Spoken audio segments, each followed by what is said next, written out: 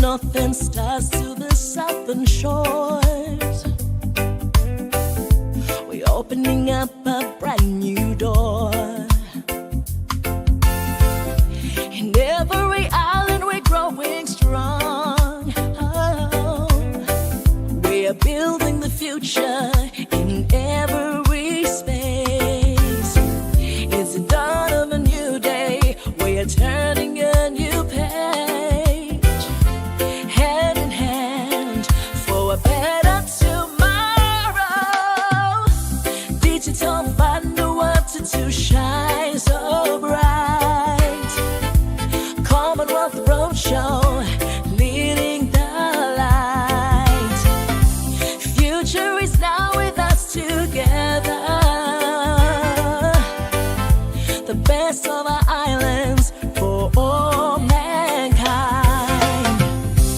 Digital governance, digital economy, digital resilience for a better Vanuatu. The youths are rising with a tech smart heart. The digital business is ready to start. Where the winds blow hard and the storm clouds grow, our early warnings help us to know. Sustainable, steady and ready to thrive, keeping our culture and commerce alive. In every island we are growing strong, building for our future generation. It's the dawn of a new day. We are turning a new page, hand in hand for a better tomorrow. Digital find the water to shine so bright. Commonwealth Roadshow, leading the light. Future is now with us together. The best of our islands for all mankind.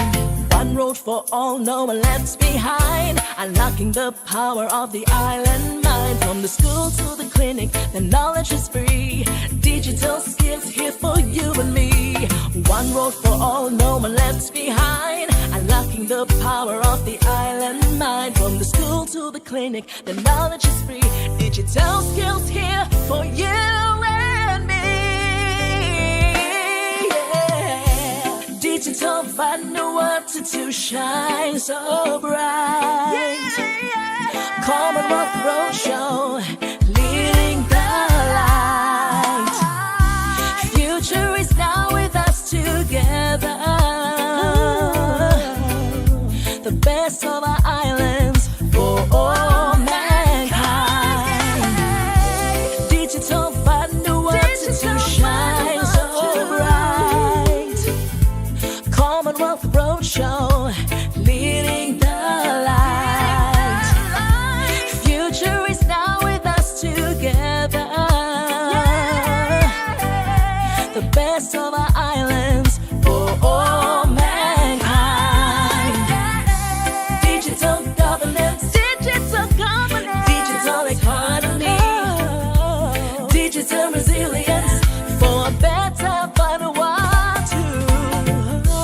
Digital governance, digital economy, digital resilience for a better Vanuatu.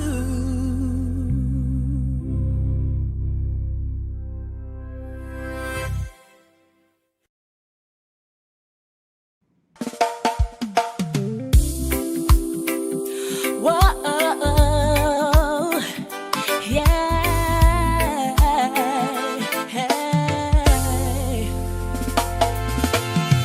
From the northern stars to the southern shores,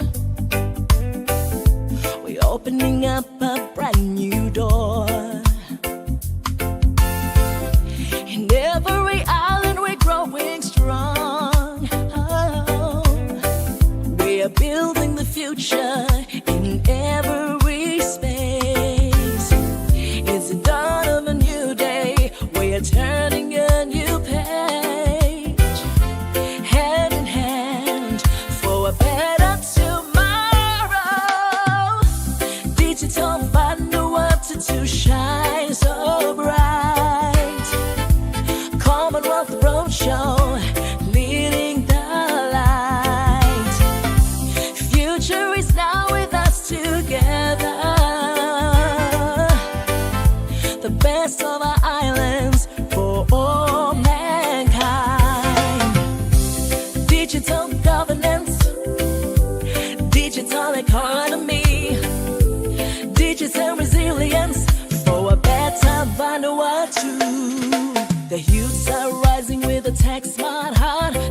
digital business is ready to start. Where the winds blow hard and the storm clouds grow, our early warnings help us to know. Sustainable, steady and ready to thrive, keeping our culture and commerce alive. In every island we are growing strong, building for our future generation. It's the dawn of a new day, we are turning a new page, hand in hand, for a better tomorrow. Digital find the world to shine so bright. Commonwealth Roadshow, leading the light. Future is now with us together. The best of our islands for all mankind. One road for all, no one left behind. Unlocking the power of the island mind. From the school to the clinic, the knowledge is free. Digital skills here for you and me. One road for all, no one left behind. Unlocking the power of the island mind. From the school to the clinic, the knowledge is free. Digital skills here for you and me. Yeah. Digital find the world to shine so bright. Commonwealth Roadshow, leading the light. Future is now with us together. The best of our islands for all mankind. Digital find the world to shine so bright. Commonwealth Roadshow, leading the light. Future is now with us together. The best of our islands for all mankind. Digital governance, digital economy, digital resilience for a better, better world too. Digital governance, digital economy, digital resilience for a better, better world too.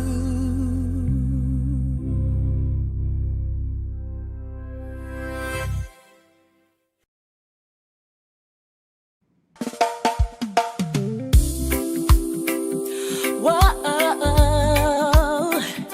yeah, hey. From the northern stars to the southern shores, we're opening up a brand new door. In every island we're growing strong. Oh, we are building the future in every space. It's the dawn of a new day, we are turning a new page, hand in hand for a better tomorrow. Digital find the world to shine so bright. Commonwealth Roadshow, leading the light. Future is now with us together. The best of our islands for all mankind. Digital governance, digital economy, digital resilience for a better, better world too. The youths are rising with a tech smart heart. The digital business is ready to start. Where the winds blow hard and the storm clouds grow, our early warnings help us to know. Sustainable, steady and ready to thrive, keeping our culture and commerce alive. In every island we are growing strong, building for our future generation. It's the dawn of a new day, we are turning a new page, hand in hand for a better tomorrow. Digital find the world to shine so bright. Commonwealth Roadshow, leading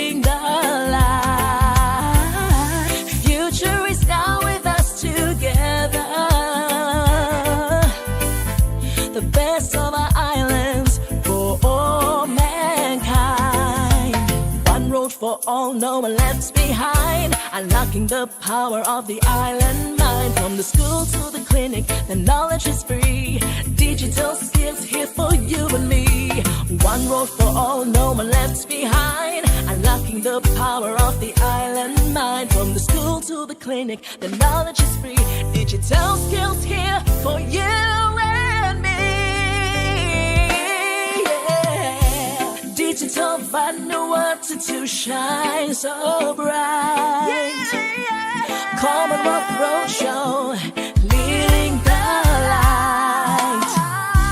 Future is now with us together. The best of our islands for all mankind. Digital underwater to shine so bright. Commonwealth Roadshow, leading the light. Future is now with us together. The best of our islands for all mankind. Digital governance, digital economy, digital resilience for a better Vanuatu. Digital governance, digital economy, digital resilience for a better Vanuatu.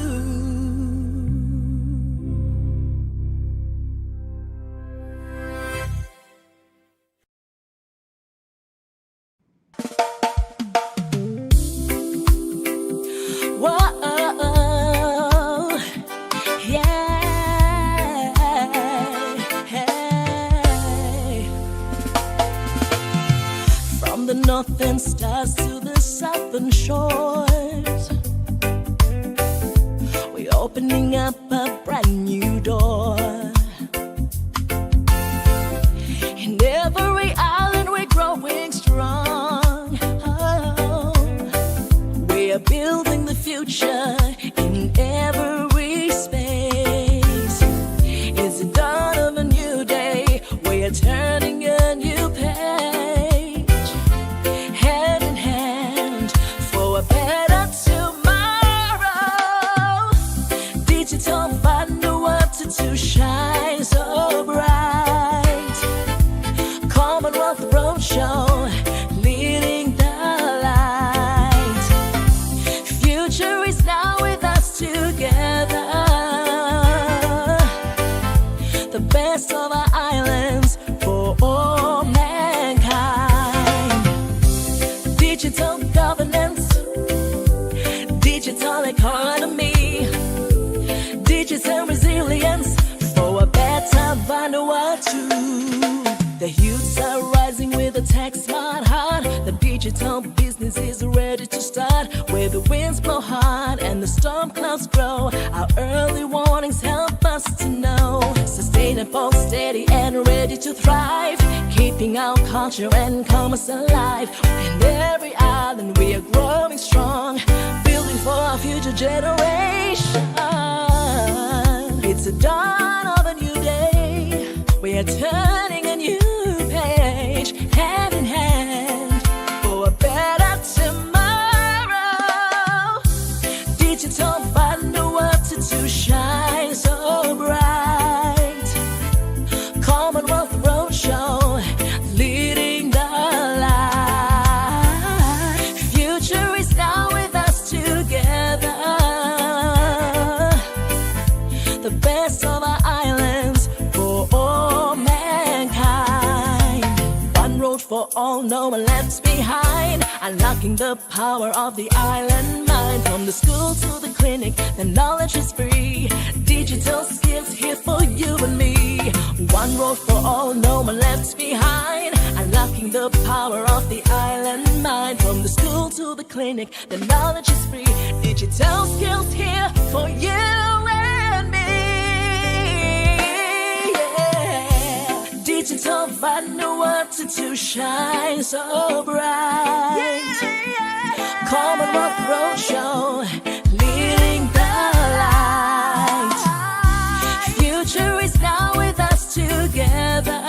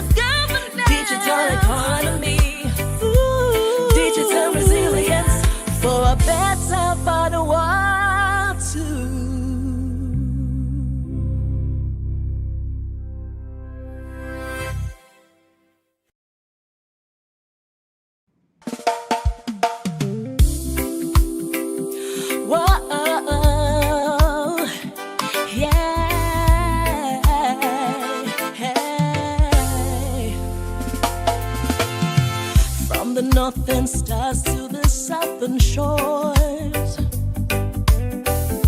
We're opening up a brand new door. In every island we're growing strong. Oh, we are building the future in every space.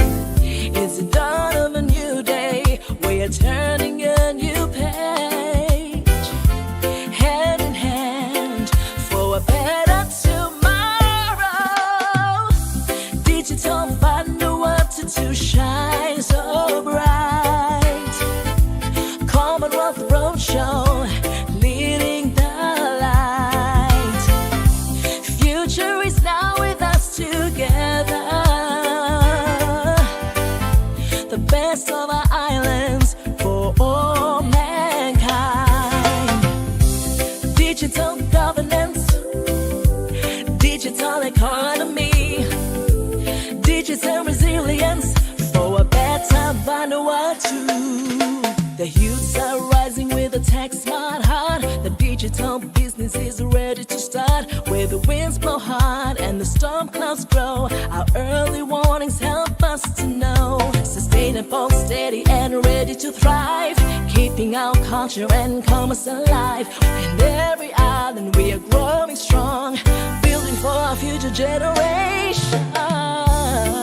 It's the dawn of a new day. We are turning a new page, hand in hand for a better tomorrow. Digital find the water to shine so bright. Commonwealth Roadshow, leading the light. Future is now with us together. The best of our islands for all mankind. One road for all, no one left behind. Unlocking the power of the island mind. From the school to the clinic, the knowledge is free. Digital skills here for you and me. One road for all, no one left behind. Unlocking the power of the island mind. From the school to the clinic, the knowledge is free. Digital skills here for you and me. Yeah. Digital find the water to shine so bright. Commonwealth Roadshow, leading the light. Future is now with us together. The best of our islands for all mankind. Digital find the water to shine so bright. Commonwealth Roadshow, leading the light. Future is now with us together. The best of our islands for all mankind. Digital governance, digital economy, digital resilience for a better Vanuatu. Digital governance, digital economy, digital resilience for a better Vanuatu.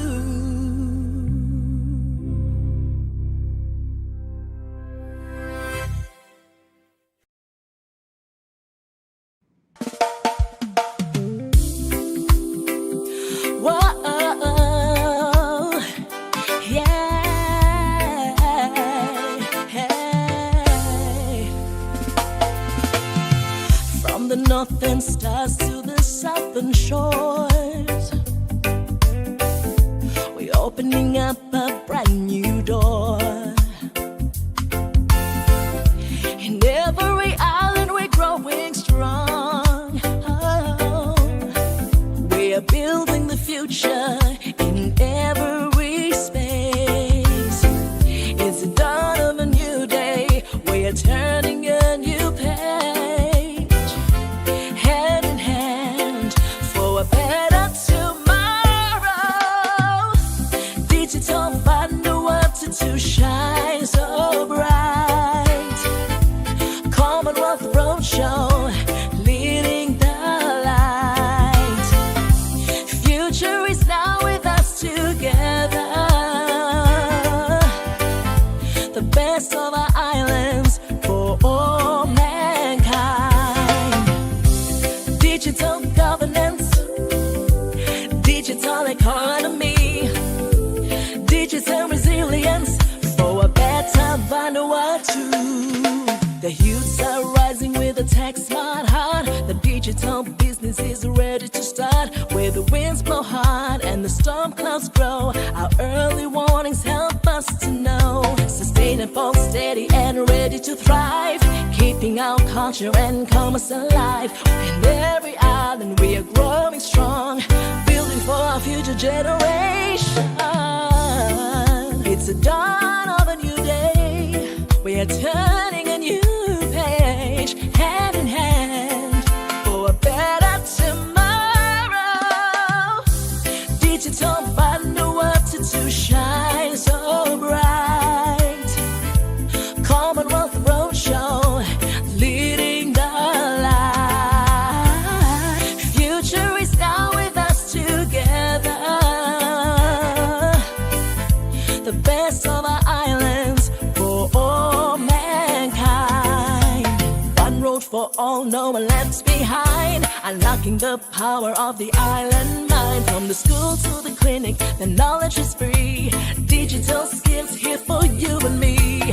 One road for all, no one left behind. Unlocking the power of the island mind. From the school to the clinic, the knowledge is free. Digital skills here for you and me. Digital Vanuatu to shine so bright. Commonwealth Roadshow, leading the light. Future is now with us together. The best of our islands for all mankind. Digital Vanuatu to shine so bright. Commonwealth Roadshow, leading the light. Future is now with us together. The best of our islands for all mankind. Digital governance, digital economy, digital resilience for a better Vanuatu. Digital governance, digital economy, digital resilience for a better Vanuatu.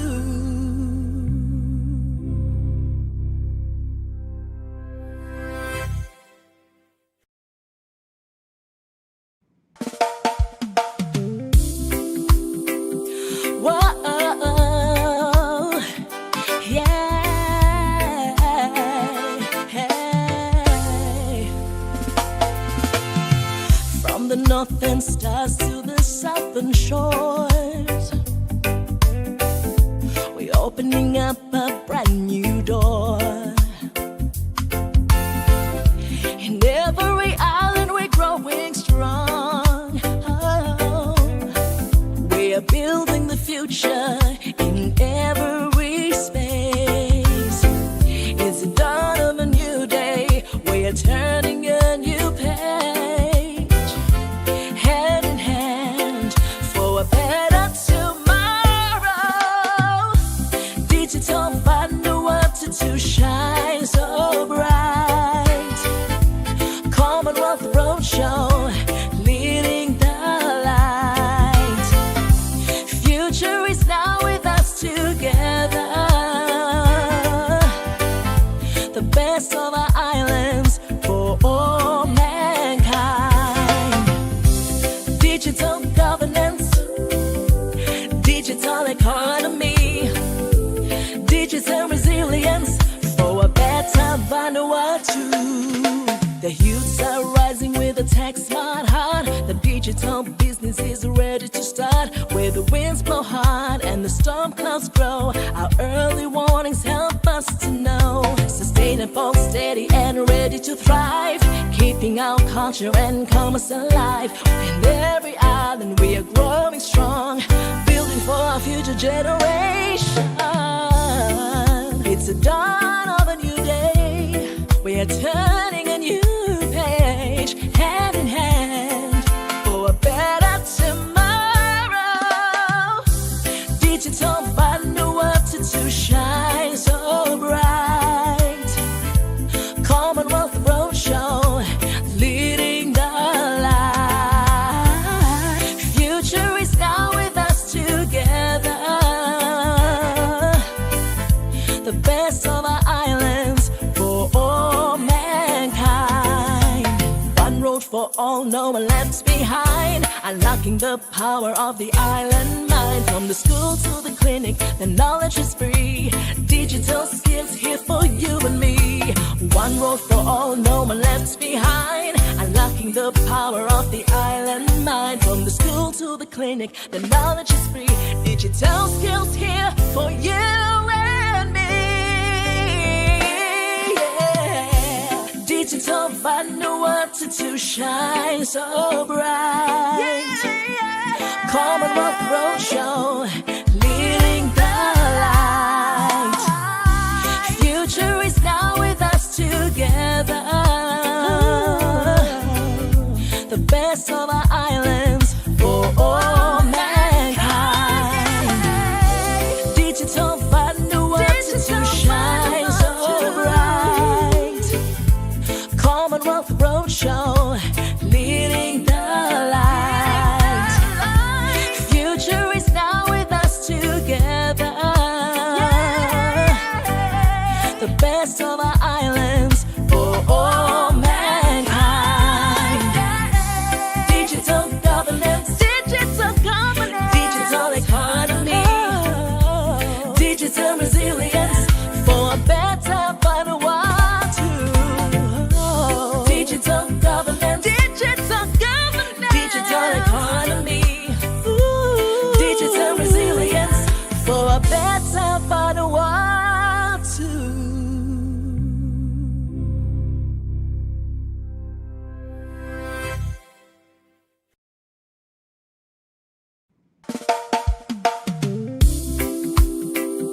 Whoa, yeah, hey. From the northern stars to the southern shores, we're opening up a brand new door. In every island we're growing strong. Oh, we are building the future in every space. It's the dawn of a new day, we are turning a new page, hand in hand for a better tomorrow. Digital button, the world to shine so bright. Commonwealth Roadshow, leading the light. Future is now with us together. The best of our islands for all mankind. Digital governance, digital economy, digital resilience for a better Vanuatu. The youths are rising with a tech smart heart. The digital business is ready to start. Where the winds blow hard and the storm clouds grow, our early warnings help us to know. Sustainable, steady and ready to thrive, keeping our culture and commerce alive. In every island we are growing strong, building for our future generation. It's the dawn of a new day, we are turning a new page, hand in hand for a better tomorrow. Digital button, the world to shine so bright. Commonwealth Roadshow, leading the light. Future is now with us together.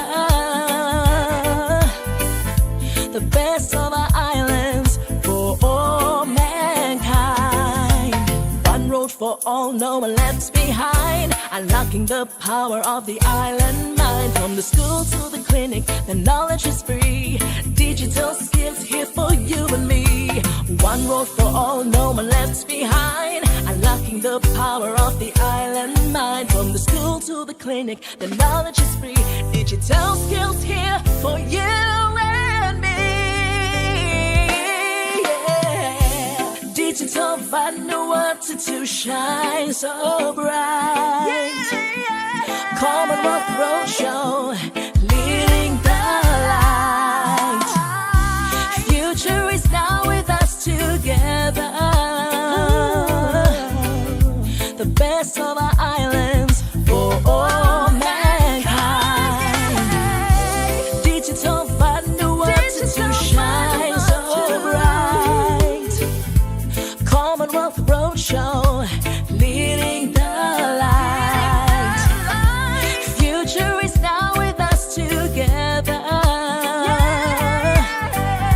The best of our islands for all mankind.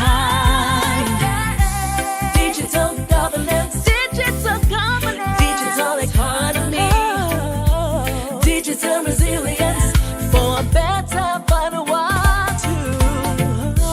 Digital governance, digital economy, digital resilience for a better Vanuatu.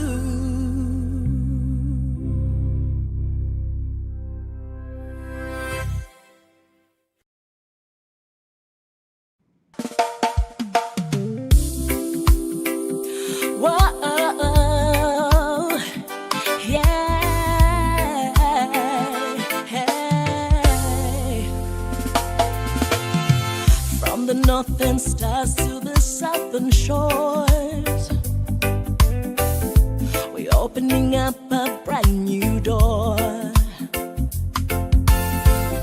In every island we're growing strong. Oh, we are building the future in every space. It's the dawn of a new day. We are turning a new page. Hand in hand for a better tomorrow. Digital Vanuatu to shine so bright. Commonwealth Roadshow, leading the light. Future is now with us together. The best of our islands for all mankind. Digital governance, digital economy, digital resilience for a better Vanuatu.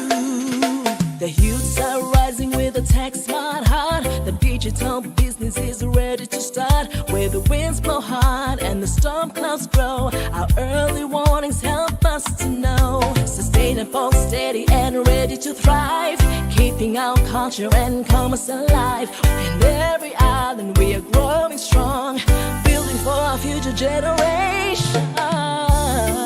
It's the dawn of a new day. We are turning a new page, hand in hand for a better tomorrow.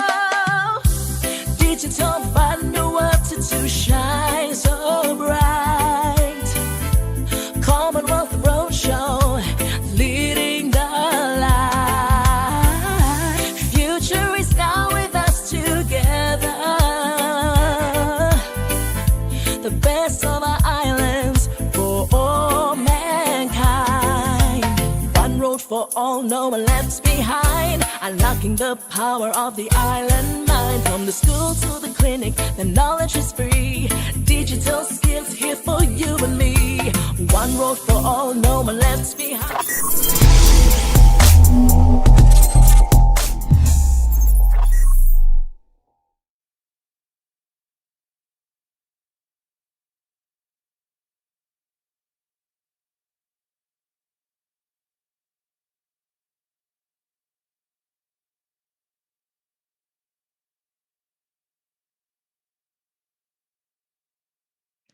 This is a critical and forward-looking discussion that brings together government, regulators, operators, and partners to reflect on the current state of national connectivity, cybersecurity readiness and resilience, the role of satellite and emerging technologies, strategies for digital inclusion across communities, and the future of next generation networks in Vanuatu. More importantly, the roundtable is about coordination and alignment, ensuring that efforts across stakeholders translate into meaningful national impact, because that's what the roadshow is meant to achieve. To guide us through this important session, it is my pleasure to introduce our facilitator for the day. He is a dedicated professional at the forefront of ICC development and internet governance in Vanuatu. Mr. Andrew Molivuri is the officer in charge of ICT and internet governance at the Telecommunications, Radio Communications and Broadcasting Regulator. With a deep understanding of the national digital landscape and commitment to strengthening connectivity and governance frameworks, he's well placed to lead this critical dialogue. May I please invite you to put your hands together for our facilitator, Mr. Andrew Molivuri.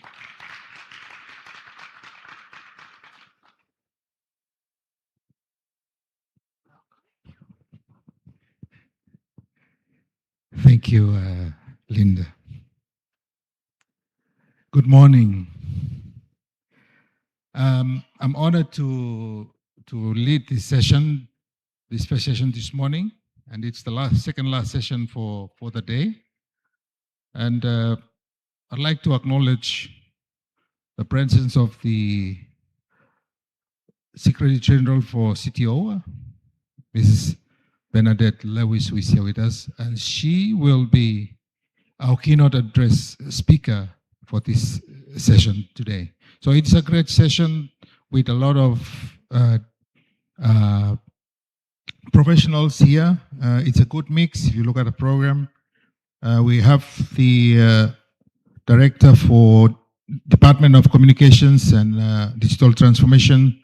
We have Professor Carlson from Monash University, and we have the digital CEO, Gary Efred, who is CTO of Vodafone, and Alessandra, who is the head of digital development, foreign Commonwealth and development office from the United Kingdom. So we have a good mix. So it's going to be a very rich discussion this morning. So I encourage you, everyone, to follow, whether you're following online or you are here with us. And we believe that we will get a lot from this session this morning. Without further ado, I would like to invite our first keynote address that will come from Mrs. Bernadette Lewis, who is the the Secretary General for CTO. Thank you.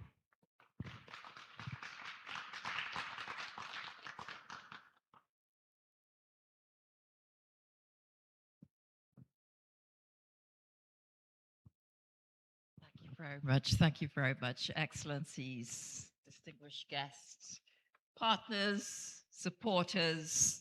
Good morning, and it is a pleasure to be here with you to share some thoughts on connectivity in this era.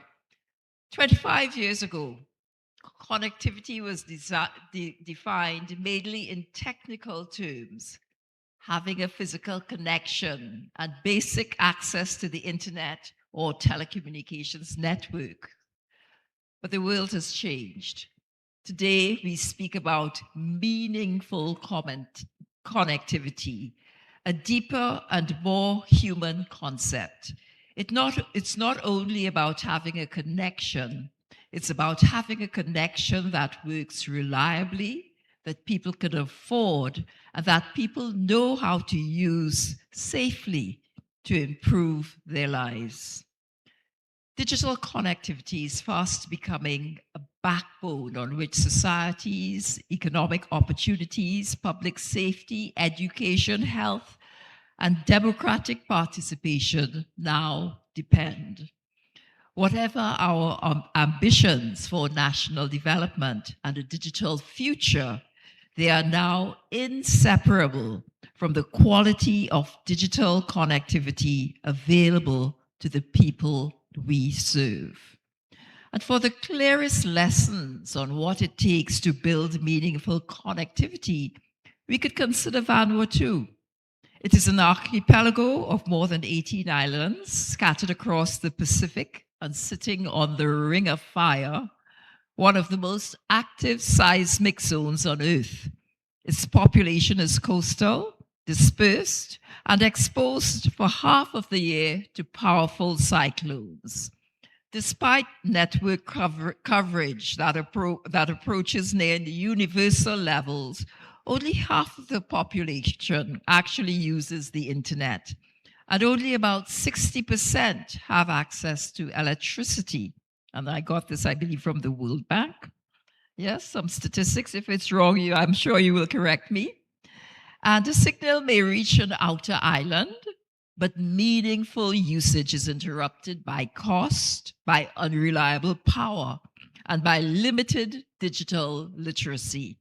This gap between coverage and real capability is one that many nations around the world now face. From this context, four lessons emerge about building resilience into connectivity systems. And the first lesson is that resilience must be engineered and begins with physically robust infrastructure.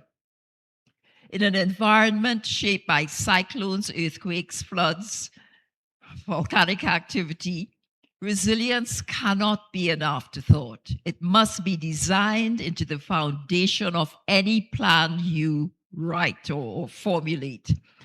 And that means buildings, towers, your data centers, your cable routes must be able to withstand seismic shocks, intense winds, rising water.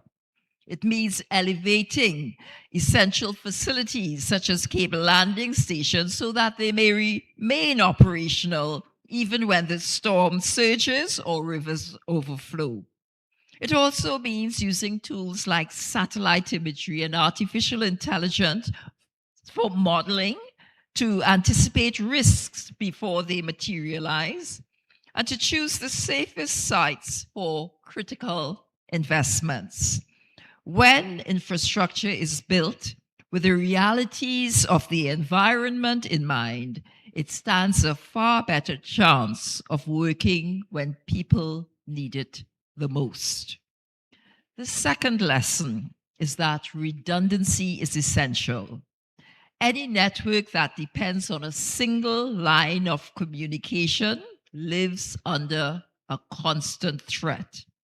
If one submarine cable is cut, if one tower fails, if one path becomes obstructed, an entire nation can fall silent.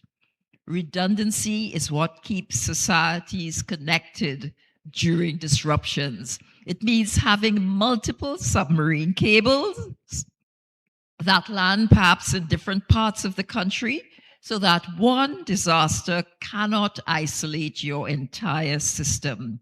It means creating diverse microwave paths so that if one link fades, another takes over.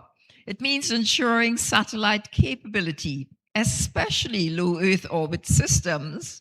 These can provide a lifeline when terrestrial networks fail or when communities cannot be reached by any other means. Redundancy is not indulgence. It is insurance for the moments that matter most. The third lesson is that of energy continuity. This is non-negotiable. Without electricity, connectivity simply does not exist. A community without power cannot charge devices, operate routers, or access online services. Schools go dark. Clinics lose access to telemedicine. Families lose access to information, and the governments cannot communicate with their citizens or even provide vital updates during emergency. That is why resilient connectivity requires a strong energy foundation. And there are options for solar and wind generation, and they are often the most viable sources of energy for remote sites. Battery storage ensures that systems stay online even when the sunlight fades or winds come. Backup generation provides yet another layer of assurance. So power resilience and digital resilience are inseparable. One cannot be achieved without the other. And the fourth lesson is that networks must be monitored and maintained proactively. Even the strongest infrastructure cannot defend itself. Things fail. Devices fail. Things happen.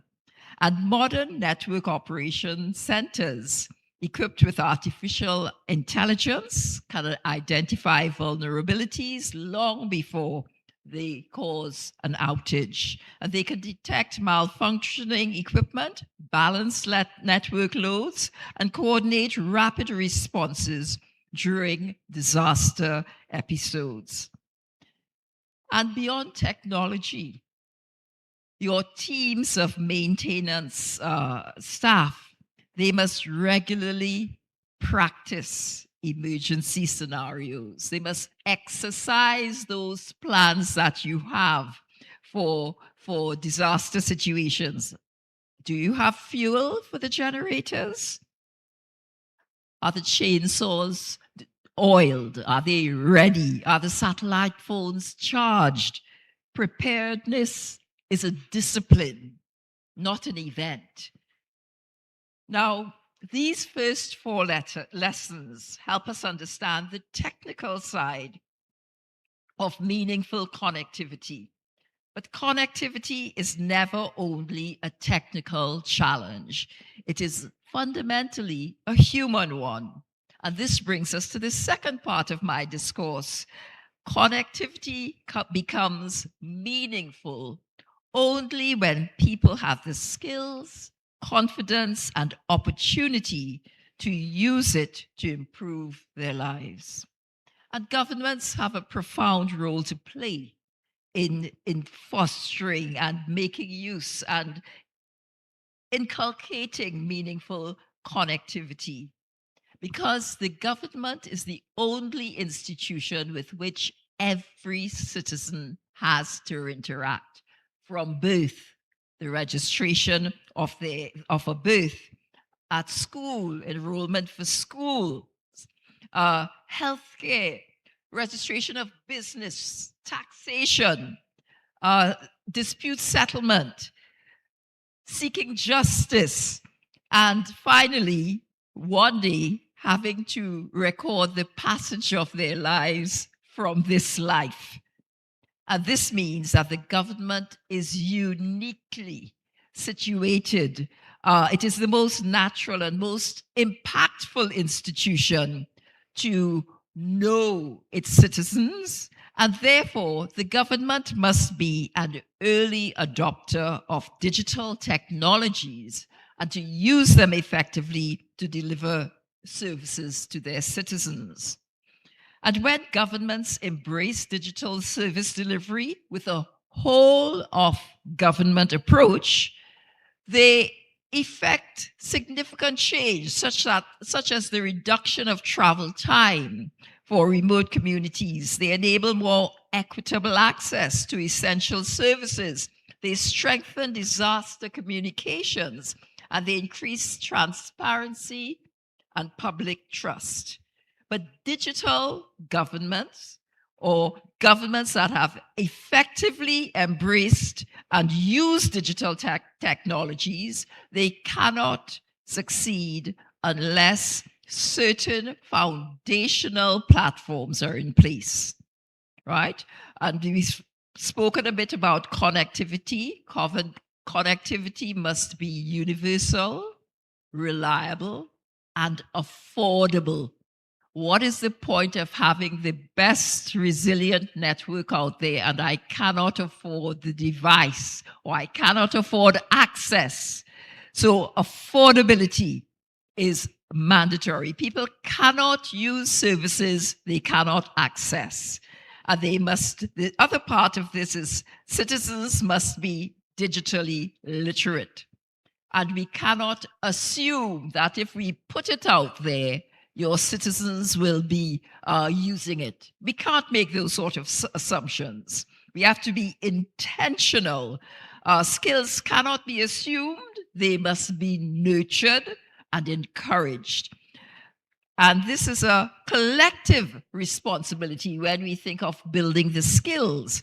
The government has a role to play, certainly the private sector, civil society, and don't limit civil society. There are service-based organizations that could help. Faith-based organizations can contribute to this building of digital skills. Of course, the education systems, they all have a responsibility in building digital literacy. Another area, another foundational platform is that nations need to have a digitally productive workforce. Local talent is essential.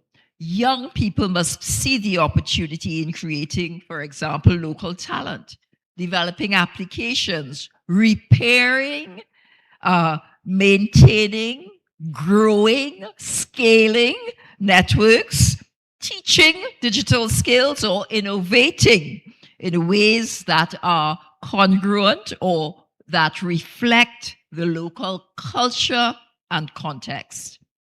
Technology can be imported. Yes, you could buy all of the bells and whistles, but true transformation must take root in the people and their communities themselves.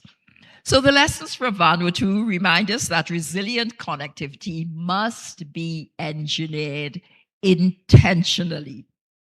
Energy and connectivity are inseparable systems. Digital development begins with people rather than devices. Literacy and affordability matter just as much as the cables and the towers. And transformation requires the participation of every institution, every community, and every citizen. When nations make these investments, they build more than connectivity. They build resilience, they build opportunity, and ultimately, they help to advance us with confidence towards our digital future. I thank you.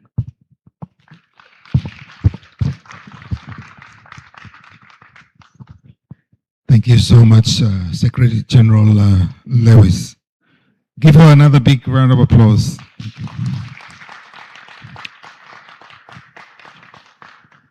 Thank you. So I'll just give a brief information on how we're going to proceed. So we have five speakers for this roundtable. What we'll do is we'll get each speaker up and they will do a 10-minute presentation. And I advise all of you who would like to ask questions to probably write them down, and we have the question time right at the end of the session. So there will be different speakers speaking of different areas. So take note of your questions and ask them at the end. So first off, without further ado, I would like to invite Mr. John Jack, who is the Director for the Department of Communication and Digital Transformation for Vanuatu. He will be speaking on the state of connectivity in Vanuatu. Thank you, John.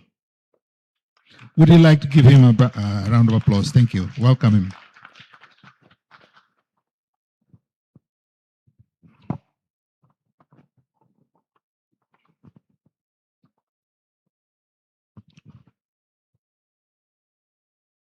Good morning. Is anyone in the room?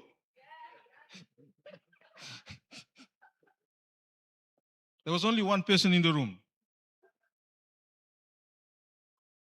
And I can hear only one person laughing as well.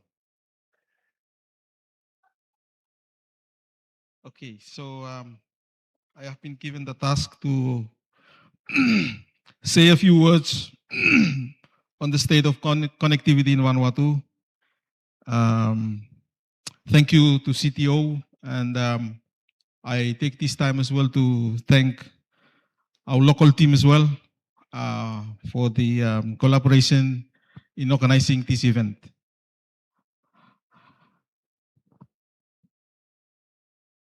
It's not easy working at different time zones and organizing this event, but the commitment that you've all put together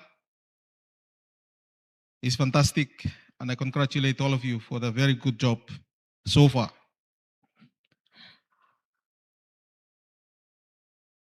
So why connectivity matters for Vanuatu? And we've seen this throughout the sessions in the last 2 days. And today again, we will be talking about a lot of things. But we've seen, when I remember well, when the first cable lands in Vanuatu, that was 2013, and it got commissioned in 2014. There was a change. There was a positive impact in terms of the GDP for Vanuatu, and we can see impacts in terms of in the education sector, impacts in the health sector, and we are still talking about public service delivery today in making good use of connectivity.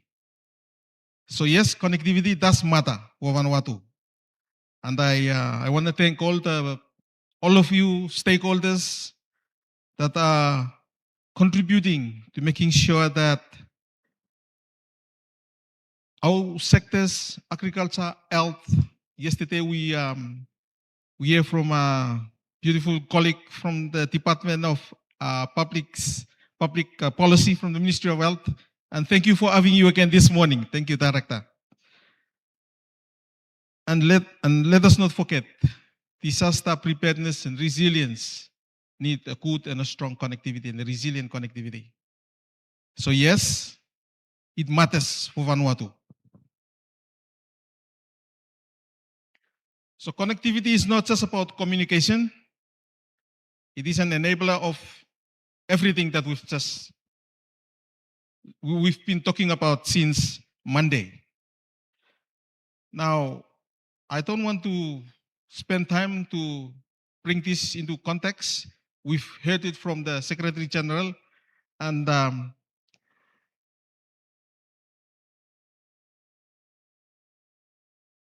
we've been in the session with the closed-door session with our ministers on Monday, and the challenges that are faced by our telecom operators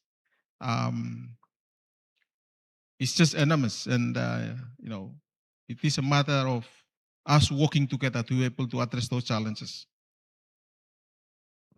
So I won't say much more on the country context. We all know how difficult our country is. We all know the high cost in terms of logistics. We all know how prone our country is to natural disaster, and majority of our population that are living in the rural areas. But I want to bring this to us this morning to say that this is the state of our connectivity. From 2014, as in the slide on that side, you could see the price of international bandwidth at the wholesale in 2014 was $3,000 per meg. And this is from the regulator's report, telecommunications sector report of 2024. So you can tell where we've been and where we are. And I know this is just to 2024. We still have 2025 to go in the next report to be issued later this year. But you can tell the higher price at that time in 2014, but the capacity, the bandwidth itself, the capacity was just above, below 1,000. Yeah, below 1 gig at that time, but the price was 3,000. So access to international bandwidth delivered through submarine cable and satellite network is a critical enabler for Vanuatu's digital economy and product development initiatives.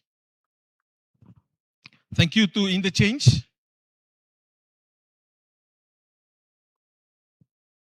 And thank you to the regulator for providing us an environment where it takes about, I would say, less than a year before that price drops way below that, way below 3,000. And also there's an increase in the capacity that has been purchased on the wholesale market. So while demand for international bandwidth via submarine cable remains strong, we also acknowledge our satellite operators and our ISPs in Vanuatu who are providing service to making sure that we have access to satellite connectivity in Vanuatu.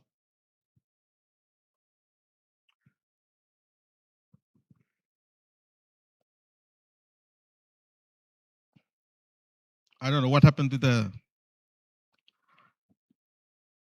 screen, but let me just continue. Current domestic connectivity landscape.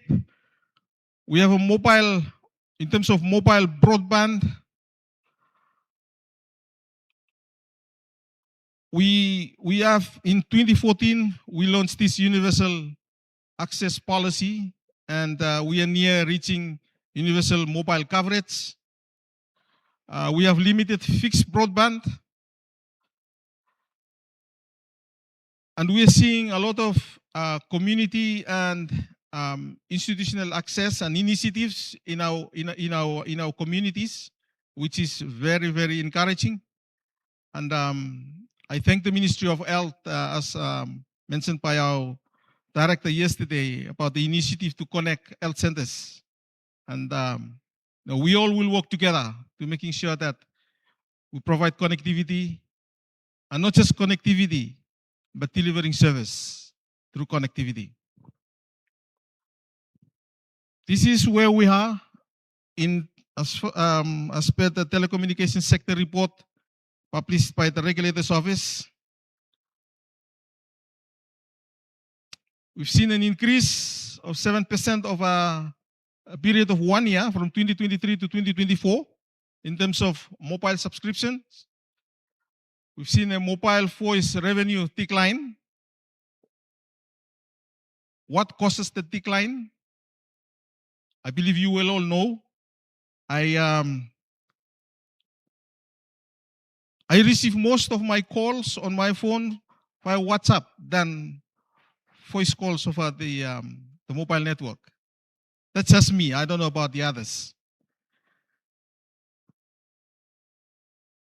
And we've seen a cross-market revenue increase of 7% over 2023 to 2024. That's a positive sign that our mobile network operators are performing, and the market, the telecom market in Vanuatu is promising. Of course, there's a reduction, a decline in terms of subscription to fixed telephone, because everyone now, I was having a conversation with one of our colleagues yesterday, and I was asking him that with the the SIM registration,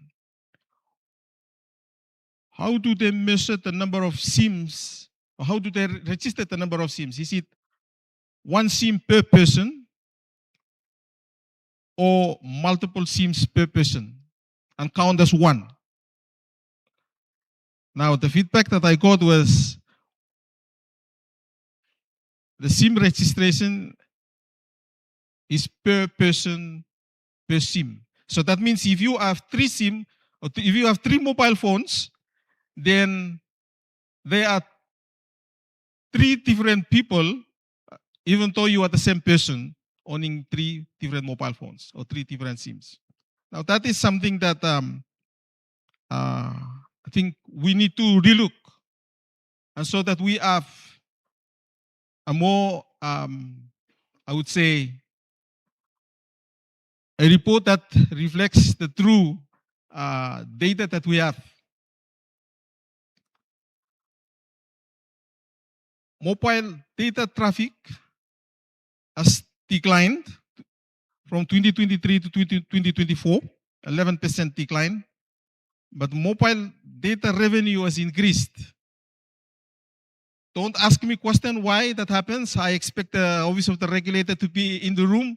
So any questions with regards to that decline and the increase, I will direct it to the office of the regulator. So we're seeing growth in terms of coverage, but there's something else that I want to raise as well is, although we see growth,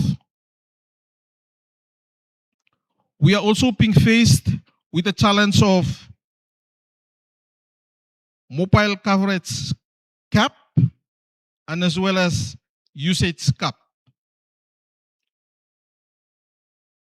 There are areas within Vanuatu that are outside of our mobile network coverage. And under the universal access policy, we classify them as unserved or underserved. But there are also people, citizens that are living within the coverage areas but are not using mobile internet. And I'm glad to hear from the Secretary General's opening remarks this morning that digital literacy we need to address. So all in all, thank you to the universal access policy and thanks to the government, past and present. Thank you to our mobile network operators that we now cover approximately up to 96, 98% of our population in terms of coverage. However, coverage quality and capacity remain uneven, particularly to our outer islands.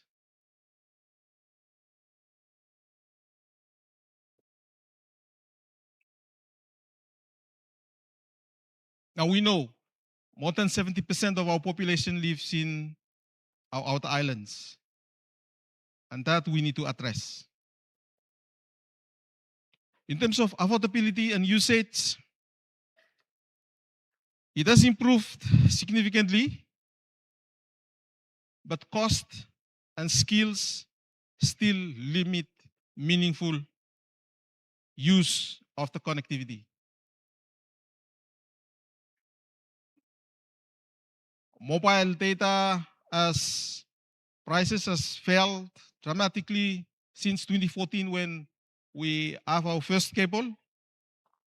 We are seeing growth in terms of smartphone adoption. But again, digital skills is uneven.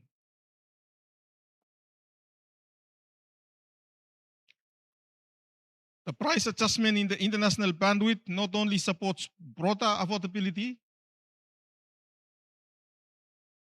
for downstream providers, but we're seeing it enables continued investment in digital infrastructure, in the average revenue per user in terms of mobile call, and there's a slight increase between 2014 to 2018. I mean, not slight, it's quite a massive increase in terms of average revenue per user on mobile data between 2014 and 2019, and then it declines again in between 2019 and 2020. All these graphs you can get them from the telecommunications sector report.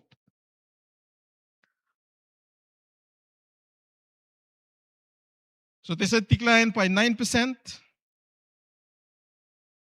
reaching 2,000, just above 2,000 Vatu in 2024. In contrast, the average revenue per mobile data user increased by 6%, about 2,188 in the same year. So, and that's a result of broadband connectivity. There was a discussion about us looking at the options of how we can promote broadband. And someone was mentioning that we should limit narrowband voice. Should we do that? We can't, because we have other situations in our country. When it comes to cyclone season, where there's lots of cloud, rainfall, it will affect broadband. So we need to balance. We need to make sure that we have policies, regulations that address all these other factors. So the divergence highlighted the shift in consumer spending, behavior, and usage patterns. This decline in voice average revenue per user was stimulated by the growing popularity of bundle voice plans and the increasing use of the OTT service, OTT communication platforms, which provided an alternative to traditional voice services. Meanwhile, the rise in data average revenue per user suggested an increasing demand for mobile internet services, driven by the expansion of 4G coverage, and I'm pretty sure very soon we'll be talking about 5G, and of course 6G, and other digital service adoption. So these trends indicated that mobile data is becoming the primary driver of revenue growth in the sector, while traditional voice services continue to face pressure from the OTT alternatives and affordability-focused pricing, especially on mobile data bundle offerings. How many more minutes do I have? Digital inclusion is very important. We need connectivity for schools, and thanks to our Ministry of Education, who has been promoting connectivity to schools and connecting many of the schools. And thank you to the Office of the Regulator as well for coming up with what we call a community grant program, where schools apply to get access to grants and roll out connectivity for schools and community Wi-Fi as well. But outer islands are still unserved and underserved.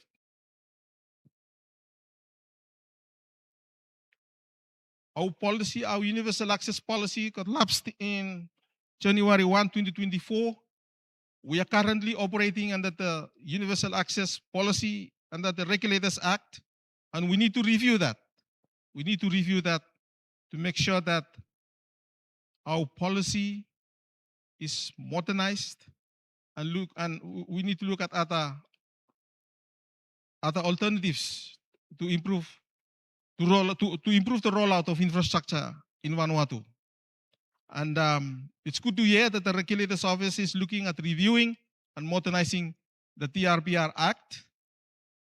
And we received confirmation that by November this year, we should have that legislation go to Parliament. Sorry, that bill go to Parliament to become a legislation.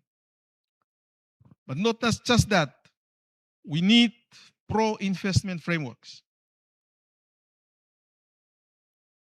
We need strong, stable policies, strong institutions, and supportive market conditions that will reduce the risk to increase incentives in our infrastructure rollout. And over the years, we've had so many disasters, and it's a challenge for our mobile network operators in terms of rebuilding back after a natural disaster. I don't want to go to the details on that. All the operators know the challenge.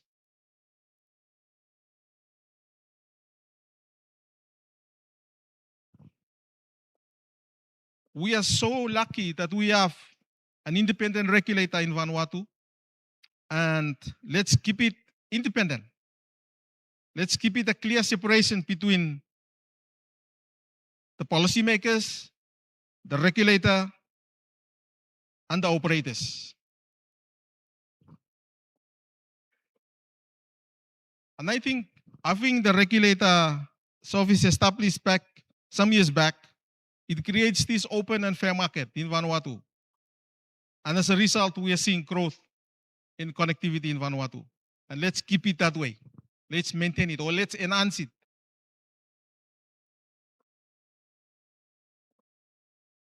Of course, we have disaster.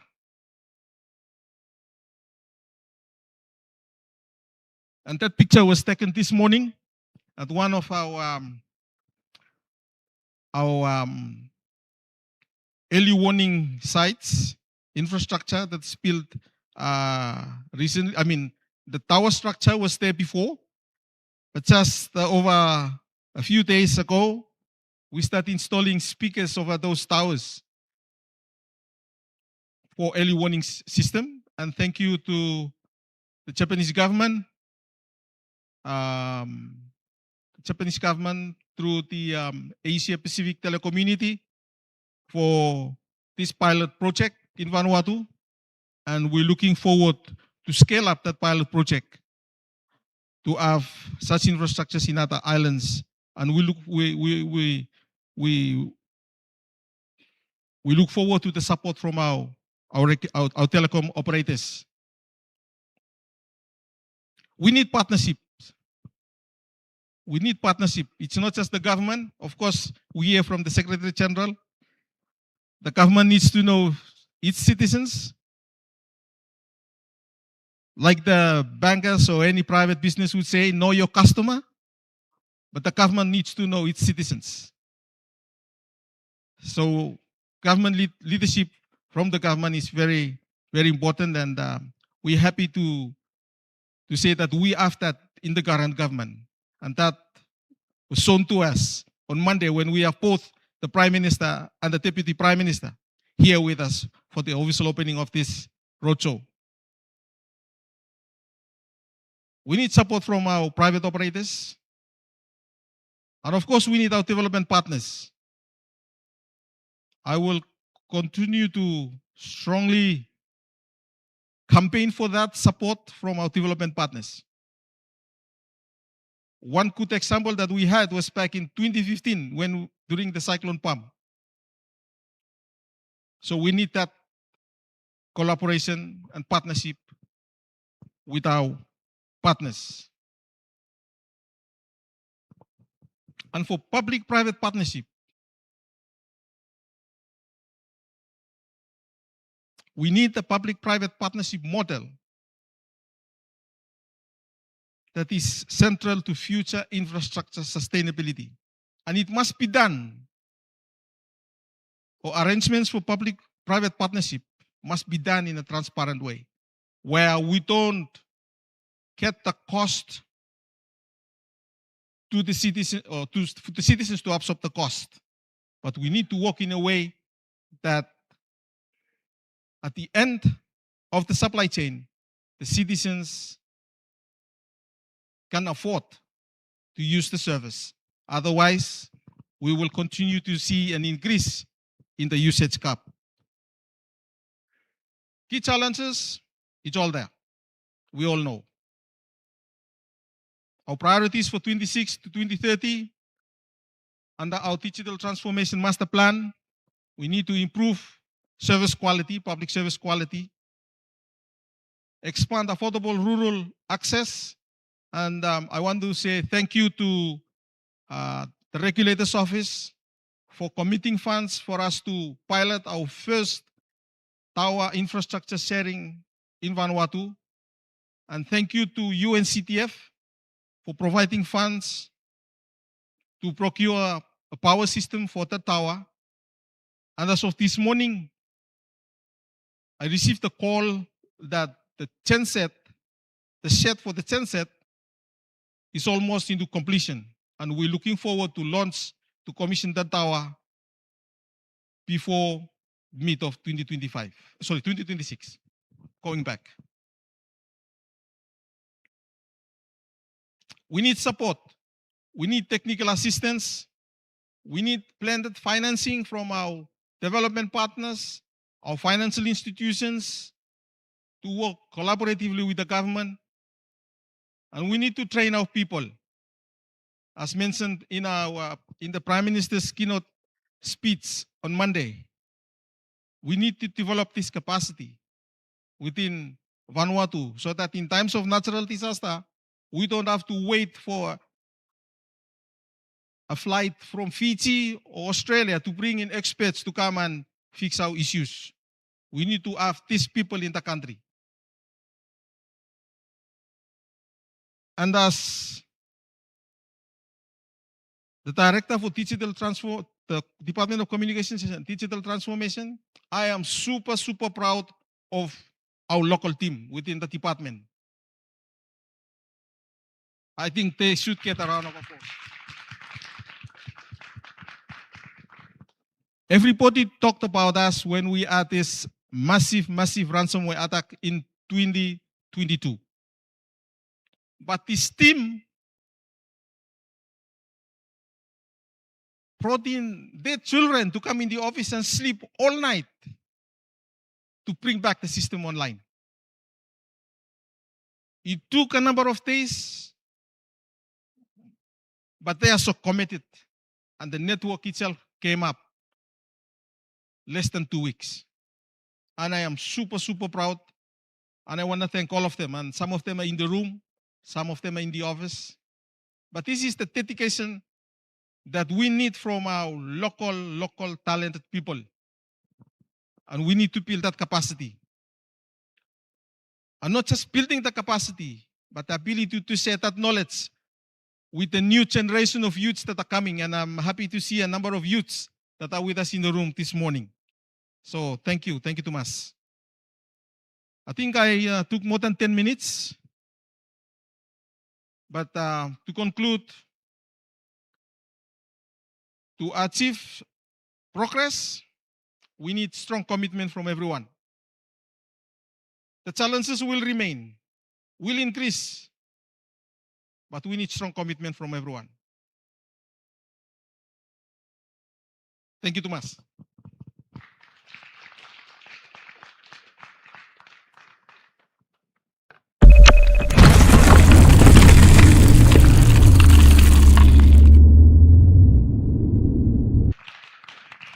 Yes, we have given him the time to sort of share the perspective of Vanuatu, and I believe he has covered a lot of it.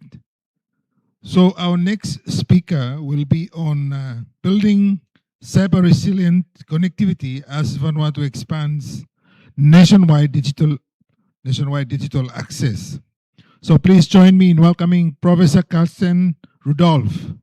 He's a professor of cybersecurity from Monash University in Australia. Thank you, Professor Rudolph.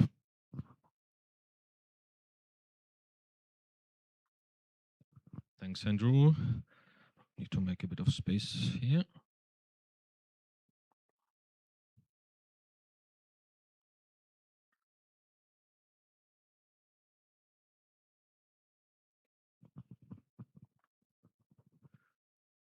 So this time I don't have any slides, so I might be able to shorten it a little bit, so keep in time a little bit.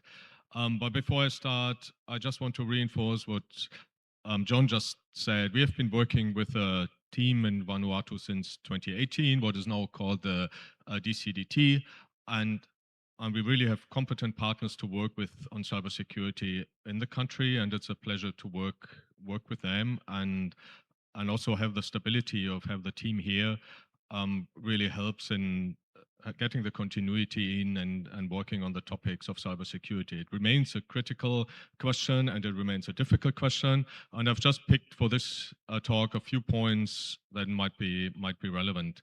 And thanks also to the General Secretary of CTO, Bernadette, for her talk, because you have already mentioned quite a few things that I wanted to talk about that I don't need to talk about anymore, like on resilience and that, but I can add a few points to it. So I have basically 4 points to make on getting reliable and secure connectivity in a country. And it's a really complex thing, and we've talked about layers the other day, and there's a lot of things to worry about, but I've picked 4 points. So one point that we have already heard about is redundancy. So of course we need redundancy. It's very obvious. If you have 2 cables and one breaks, you still have another cable. But it also means you need to set it up in the right way. Your system need to be able to benefit from the redundancy. Let's say if you don't have an internet exchange point and your traffic is always routed through another country or somewhere else, then your redundancy in the country probably doesn't help that much, because you cannot keep your internet going if you're disconnected from the world. Vanuatu has one. I think it was the first success story actually in the Pacific for an internet exchange point, but maybe in other islands we need more small ones. Do we need to be autonomous with our networks? So we can have redundancy on that, and there's a lot of other areas where we need it. But what might be even more important is my point number 2, and that's diversity. So it doesn't help us that much if we have more of the same all the time, because we need to be able, let's say, if one thing doesn't work, we might switch to another solution. Let's say our cable breaks, and maybe the second cable breaks as well. If we don't have a satellite and diversity in the way we connect, there's no way to switch to other connectivity. A good example is Tonga, where we had the big disaster with a volcano eruption and the following tsunami a few years ago, where also the cable broke in that disaster, but they still had satellite connectivity. It's less bandwidth and slow and latency and that, but still the country was able to be connected to the world in that disaster scenario, which was really, really important to be able to have that. And that diversity goes into lots of different areas.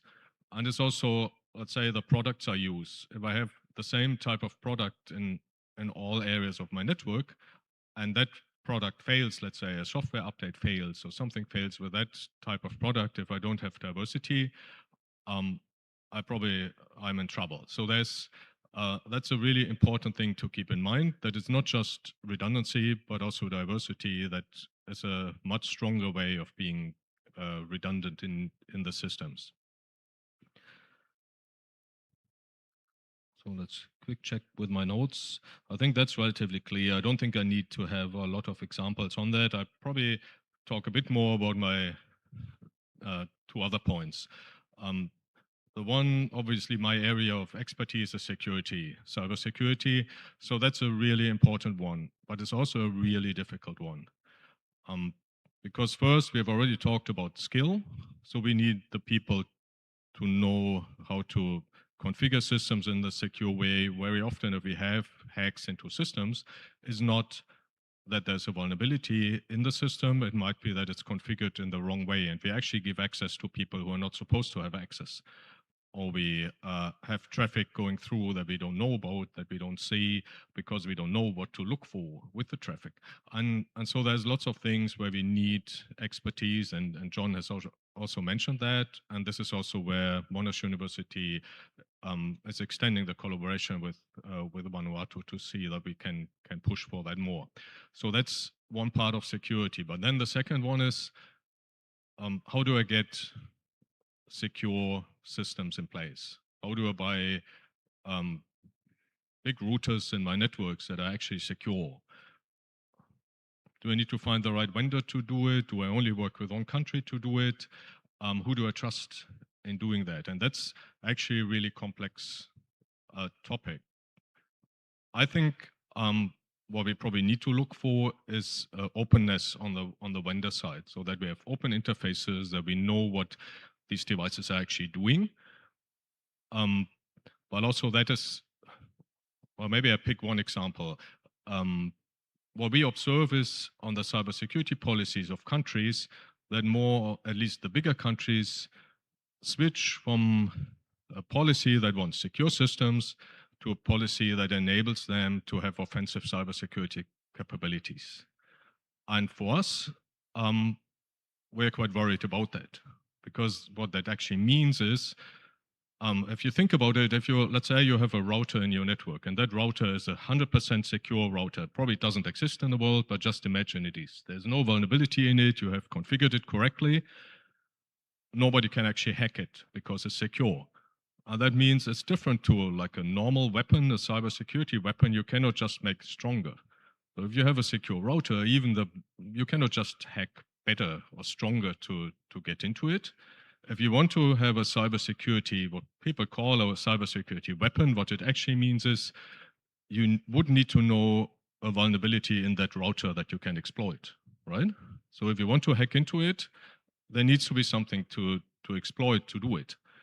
And usually, if you know about that vulnerability, what we as an academic would do is called responsible disclosure. We would go to the company, to the vendor, tell them about that vulnerability, give them time to fix it, and only when it's actually fixed and there's a patch available, we would go to the public and say, okay, look, you really need to use that patch because there's a vulnerability.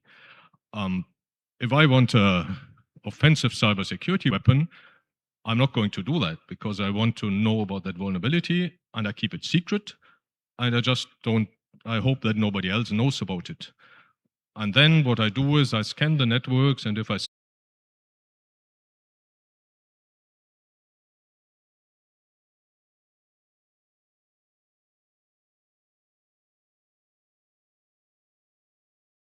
kind of strategy, you need a really good connection with that country so that they share that information with you and you can actually be secure and you scan your networks about whether anybody is exploiting that vulnerability. And that makes this switch towards offensive cyber security really difficult. We got even told in the discussions on the Australian cybersecurity strategy that companies probably should have somebody who has access to highly classified information so that they keep their network secure. I find that rather odd, but that's where I understand where the need for offensive cybersecurity comes from, because you don't want to be just sitting there and be the target. You also want to be able to fight back if you get attacked. But it's a balance between being able to attack back and targeting your own systems to be secure. And we all use the same systems around the world. It's not that we have different systems than other countries in the world. So that makes this part a bit tricky. And that's just one example that I wanted to pick because it shows how complex that world actually looks like. It's not that you can just go and say, if you know enough about the systems, if you're an expert in cybersecurity, you can have your system secure. You actually need to know how to check the traffic in your networks. You need to understand what's going on in your networks so that if something is not secure because somebody in the world knows about a vulnerability that they don't tell anybody about, you can detect it in your networks, that there's traffic that you don't want to have there. And that goes back to skills and having the tools and the network operating centers that you were talking about, that we actually need to be aware what's going on. So that's a bit about security. And then point number 4 is about a bit connected, but I would call it more reliability. So how can we trust our vendors to sell us products that are reliable, and if they find something that doesn't quite work, they give us patches in time and all that. So that's another really important aspect, that we need to have long-term connections, contracts with our vendors so that we actually know we get patches over time. And that's probably less obvious than you would think it is. And one really good example for that, I think, is probably not on the network infrastructure side, but on the people side. How do they connect to the networks? Usually is mobile phones at the moment, right? I had to get a new mobile phone last year. My old one was still perfect. It was a Samsung S10, fast enough for everything that I wanted to do. I don't play any games on my phone, so it was perfect. The screen was not broken, everything fine, but my a university told me you cannot use it anymore. We don't get any security updates anymore. So that phone from now on is considered insecure because Samsung said you had, I think the S10 had 5 years updates or something, and then they stop. And that means from then on, I could use the phone, but it's not secure anymore. So I need to get a new one. The new one now has 7 years. It's a bit longer, but I'm pretty sure that in 7 years again, that phone is still perfect to use. So are you going to buy, some companies only have 3-4 years of updates. Are you going to buy a new phone every 3-4 years? Spend more money on a new phone? I'm not sure about that. So can we have an environment where, I don't know, there's open source software on the phone that people can actually keep updated by themselves? Are they dependent on the vendors? And that's just the phone example, but it holds for a lot of other areas as well. And then there's a question whether the updates actually work. And people tell me, yeah, but from this vendor, well, they might come from a country that we don't trust that much, so they might have built in a kill switch into that device. Well, there's kill switches in all devices. This kill switch is called update. So with the update, I can kill every device. Microsoft just killed my mother's PC at home because they had a faulty Microsoft Windows 11 update, and their computer doesn't start anymore. So it's, of course, not maliciously, it's just a faulty update. But in principle, we need to understand all these really quite complex dependencies that we go into and how all these mechanisms work. Of course, we need updates because the systems might become insecure or we get new functions into it. But then we also need to trust the vendors with these updates. So we need to choose the right ones, and we need to have the connections to them and really understand how it works. And it's probably a bit easier for the very big countries with the influence they have, a bit more difficult for the smaller countries. But that's why we need the connections internationally, where we need to agree on how we approach things and how we actually build these infrastructures internationally in a way that we can rely on them, and we don't leave anybody behind in it just because maybe they're not able to buy new phones every 3, 4, 5 years. So there's a lot of interesting things we need to discuss in the future. And it's not just technical cybersecurity, it's all these relations we need to look at, and economic relations, we need to look at cultural differences. All these different things feed into where I'm, as a computer science person, I always look at logic and very formal things, but if I ignore that, I don't get anywhere. That's all from me. Thank you.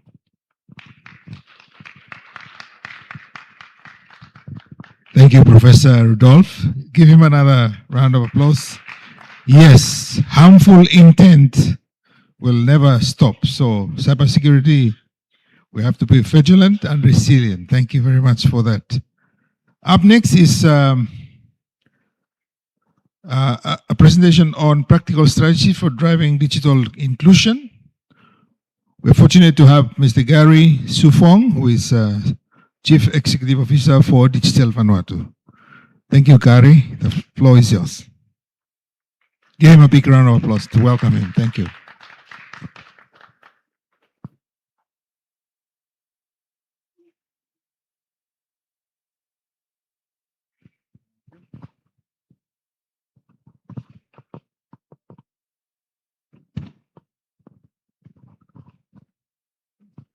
Good morning, everybody.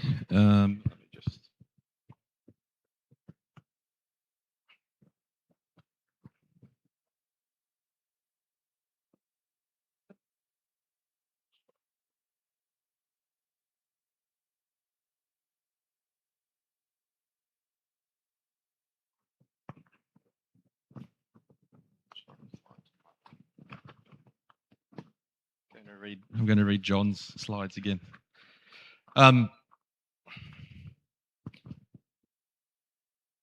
Sorry.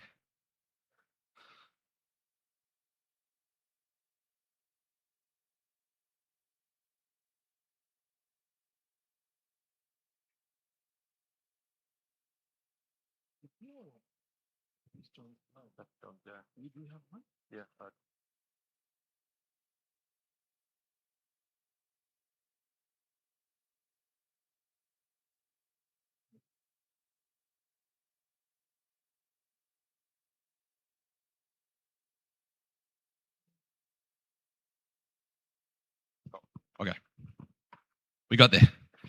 Morning, everybody. So I've been asked today to speak about some practical strategies in terms of driving digital inclusion in Vanuatu. So I think over the last couple of days, we've been talking about digital connectivity, digital inclusion, and how that plays a vital role in not only in Vanuatu, but also in the Pacific region. So a couple of days ago, I had a talk about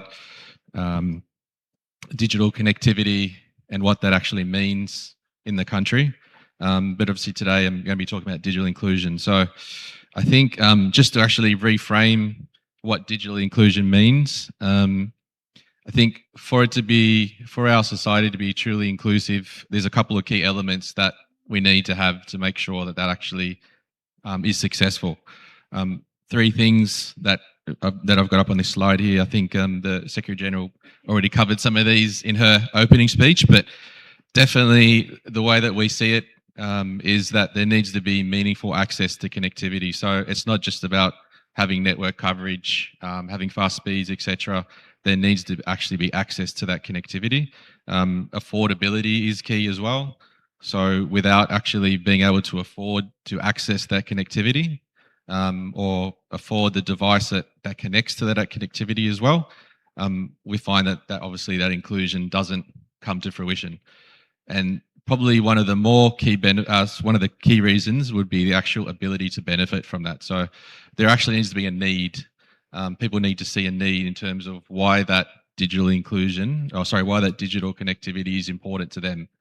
So I think without those sort of all key elements, then we find that we have breaks in that inclusivity. I won't go too much into this because I think a couple of people have already covered this, but we know, as being one of the operators in Vanuatu, working with the TRBR, etc., that we do have strong mobile coverage in the country, sitting at approximately 95%. With our UAP on the 5th undertaking, we're looking to take that to close to 99% coverage, but no network is 100% perfect. So there are areas where, even though that there is some connectivity, we find that, going back to that original point that I made before, having that meaningful connectivity is still an issue in some of our rural areas. And even though we do have that high network coverage, there is still that high percentage of population that remains offline, and whether that's through not having access to power, whether it's not having the affordability component to be able to buy the device or get access to some products and services that provide that connectivity, we still see that there is a high percentage of population that is offline. I think the key thing, though, that we find as a challenge is it's not necessarily an infrastructure issue. It's more about the adoption and providing that meaningful solution to customers so that they can actually have that connectivity and use the products and services for them to be part of the served community. So what I wanted to walk through is some sort of quick practical solutions that we as a business, and I think as an industry, need to be looking at. And when I talk about this is not just only in Vanuatu. Digicel operates in a number of countries in the Pacific. So a lot of these things we are in train and using, and some of them we're still working through. But I think three key things. So one will be the affordability in terms of how customers can actually access products and services. I know for a fact my billing team does not like me that much because I provide a lot of different options for our customers. So I think if you put it into perspective, if you look at a different market as Australia, for example, traditionally in Australia you would just pay a monthly fee and you'd get your monthly access. In Vanuatu, we provide a lot of different options so we can give customers that flexibility. We have things that are 3-hour plans, daily plans, weekly plans. You can buy a service if you only want to use it for social media, if you only want it for data, if you want it for voice and data. So we try to provide customers with a whole bunch of different options, but you can imagine how complex that is in the back end for the billing system. But that's because we want to give customers that opportunity to experience the products and services and excuse me, to provide that access into the solutions that they want to use. Pricing is obviously key as well, and that comes down to what options we provide to our customers. So it needs to be affordable for customers so they can use those products and services. And the offers need to be simple and they need to be relevant. So as I said, we have those different types of products and services because some customers only want to use data. Some customers want to access social media, for example. And we have businesses who want to use the full suite of products. I use an example and probably be relevant to some of the students here too, but we often find that some students will just buy a data block of service because they've got to study, and then they won't buy any more services for a week. So we have that level of flexibility, and I think it's important that we provide that affordability so customers can actually use the products and services and have access to these types of things. Second one, in terms of where we see there's an opportunity, is actually providing use cases that matter to customers. So it needs to be relevant to customers. It needs to be relevant to the community. It's not just that it's available, but it needs to be relevant. So, we talk about things in terms of family communicating with each other, whether it's through video conference, checking in to make sure that their family's safe, especially when you have a lot of disasters in the country. That level of being able to know that you can connect to your family when you need to. There's access to digital wallet products, so merchants, business customers can use those products and services as well. And we need to also ensure that any transactions that happen across the network are simple and they're secure, so people can understand and they trust the service, they believe in the service, and they'll use that service as well. So again, reframing what I said before, affordability, providing use cases that relevant and matter. And I think the last one, which is probably one of the more important ones, is just building that trust. There's still a little bit of apprehension with people using these types of products and services. So it's how do we build that trust? How do we show customers that technology is not scary? It's here to actually benefit them. And we do that through giving them simple platforms to use, simple products and services to use.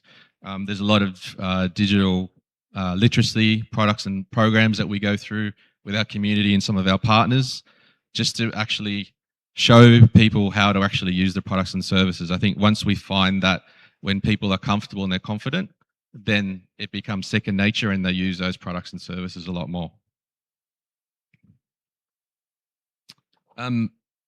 Just reiterating what I said before, these are things that we've used and tested and tried across the Pacific. So we operate in a number of markets across the Pacific, and we are seeing that there are a lot of uptake in terms of these types of products and services. We're seeing increase in terms of our use of mobile transactions through our mobile wallet product.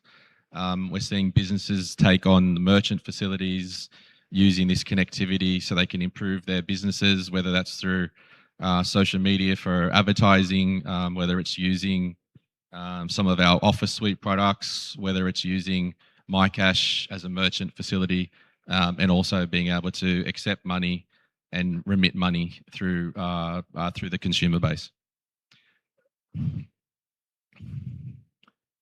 And I think just as in terms of sort of closing out, I think we sort of see Digicel in terms of how we actually commit and how we're part of this, is where we have obviously a responsibility in terms of providing this access in a meaningful way to our consumers. We work with different partners to make sure that we can support platforms. So we work with a number of government partners. We work with NGOs to ensure that we can encourage usage and uptake of these products and services and make customers more familiar and more comfortable with the use of these products and services.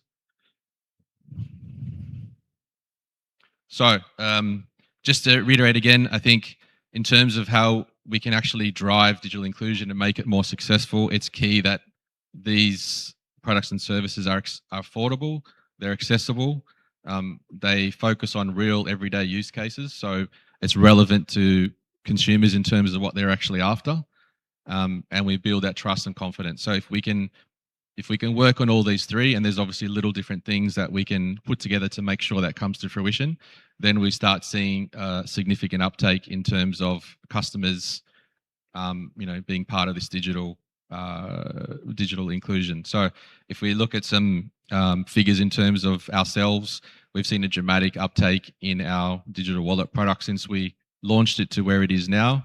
We're seeing more of an uptake with our business customers who are taking it as a merchant facility.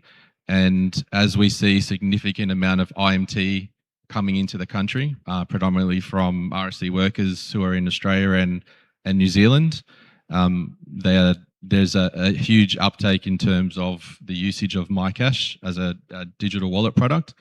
And now it's about how we actually continue to build on that with our partners, with government, etc., through digital literacy programs, with some of our NGO partners. So we work with the likes of Red Cross, Save the Children, etc., UNCDF. We've had a number of programs where our digital wallet has been used for cash disbursement when we've had disasters in the country. But when we have those types of programs, we're always looking to how do we increase awareness and share with customers what they can actually use the service for rather than just cash disbursement, but there's other use cases where they can use that for. So we're seeing a huge uptake in that. We're seeing that it's building. It's a slow burn, but I think as we all work together with our industry partners, with government and private industry, I think we're starting to see that those wheels in motion are starting to pick up. Thank you, everybody. Thank you, Thomas, Gary. Yes, I think, Gary, you have a very inclusive service. You can go as far as 50 Vaatu to access data or calls. So being inclusive is a very way to go in a very good way to go in a small market like Vanuatu. Thank you, Gary. So up next, give him a big hand. Give him a hand to Digicel. And our next up is another operator, and that is from Vodafone, speaking on building a resilient, redundant, and future-ready network for digital Vanuatu. Please help me welcome Mr. Everett Whippy, who is Chief Technology Officer for Vodafone Vanuatu. Thank you, Everett.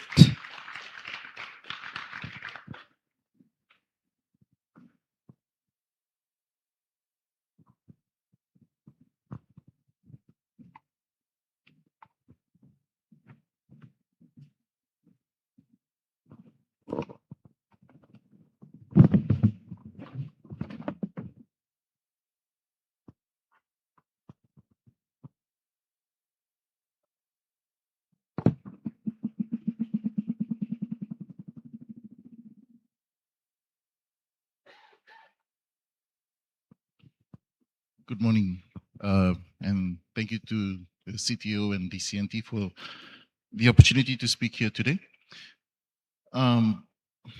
Talking about resilient, redundant, and future-ready network.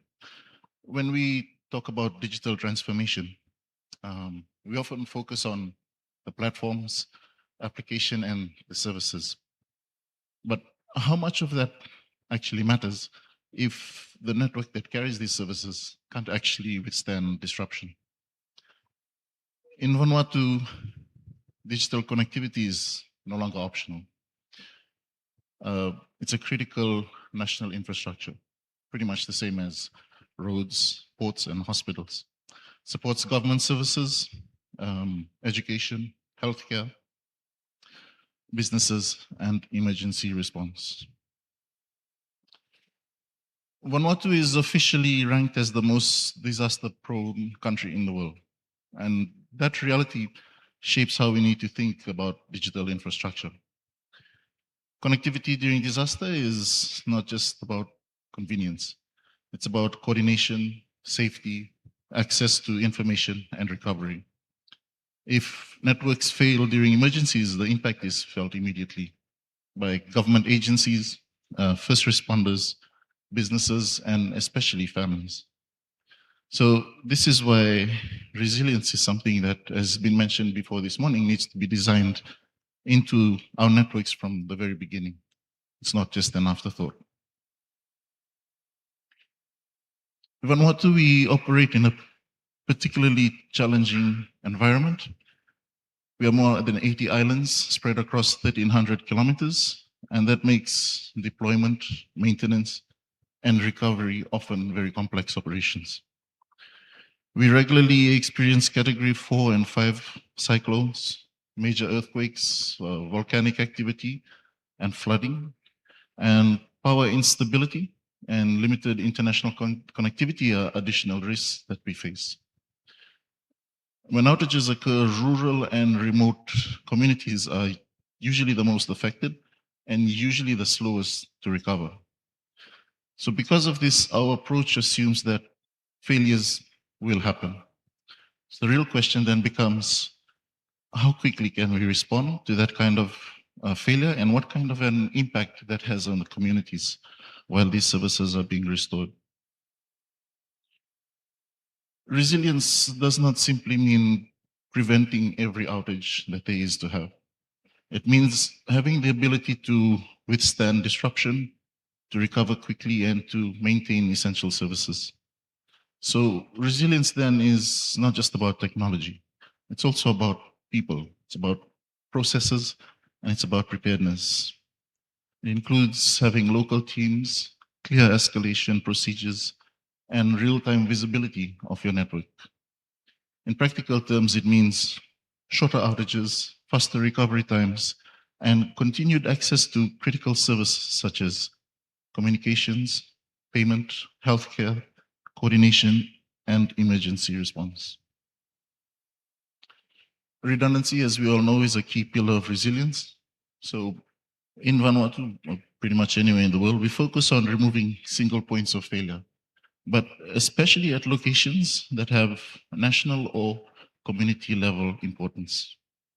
So we do this by having things such as multipath backhauling, where we can combine fiber, microwave, and now satellite connectivity. It means decentralizing our networks so that one part or one location does not affect the others. Power is an issue that we also face in Vanuatu. We have up to 60% of our sites, that are remote, and these rely on hybrid energy solutions. So we have a combination of solar, batteries, and generators to keep these sites going. Our data centers, excuse me, even though they're connected to grid, are also protected by generators, UPS systems, and battery banks. So redundancy then becomes something that's not simply duplicating everything, but it's more about investing wisely where failure would cause the greatest harm. Resilience, as we know, starts long before a disaster hits. So we invest heavily in infrastructure hardening. That includes Category 5 rated towers, higher wind rated equipment, and reinforced foundations. We perform continuous maintenance and actively monitor weather patterns. And this is one area in particular where we realize that partnerships are critical. So we work closely with the National Disaster Management Office, local airlines, local fuel suppliers, and on-ground technical teams. And we pre-position spares and response resources where possible. We recognize that no single organization can do this alone, and that resilience is built through coordination, planning, and trust way before emergencies or disasters occur. So there's some important policy lessons in all of this. Firstly is that digital networks should be treated as critical network infrastructure. That mindset then influences our investment, protection, and prioritization during emergencies. Second is that supportive policy and regulation can enable redundancy rather than unintentionally limiting it. This includes allowing diverse backhaul options and encouraging resilience-focused design. Third, shared infrastructure, where appropriate, can improve coverage and even reduce recovery time, especially in remote areas. And finally, things such as universal access, disaster recovery, planning, and cybersecurity are all things that should be aligned instead of being treated as separate issues. So what does success actually look like for us? Well, it means connectivity is maintained, or rather quickly restored during disasters. It means recovery times are much, much shorter and they're more predictable nationwide. It means rural and outer islands and outer communities receive the same level of consideration as our urban centers.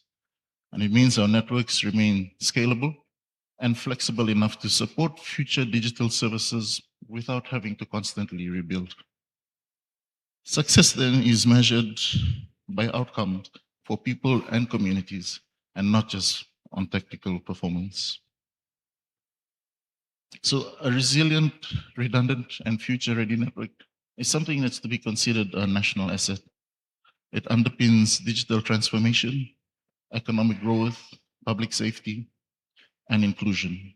It allows government, businesses, and especially communities to operate with confidence, and especially so during difficult times.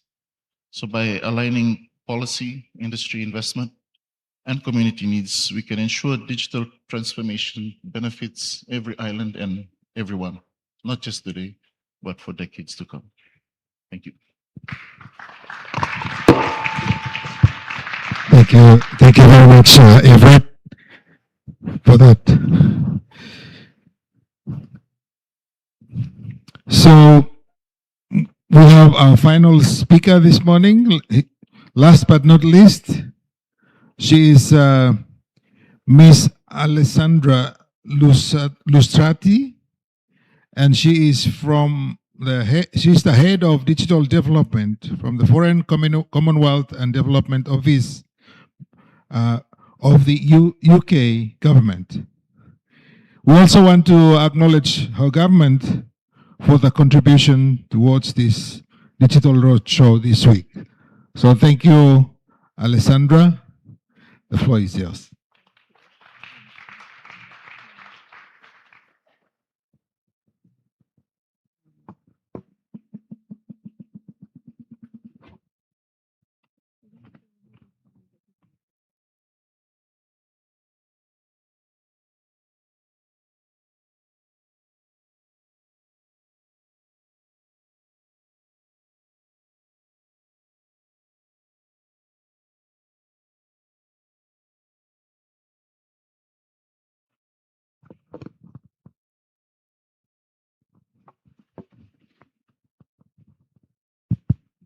Thank you so much. Thank you for the intro.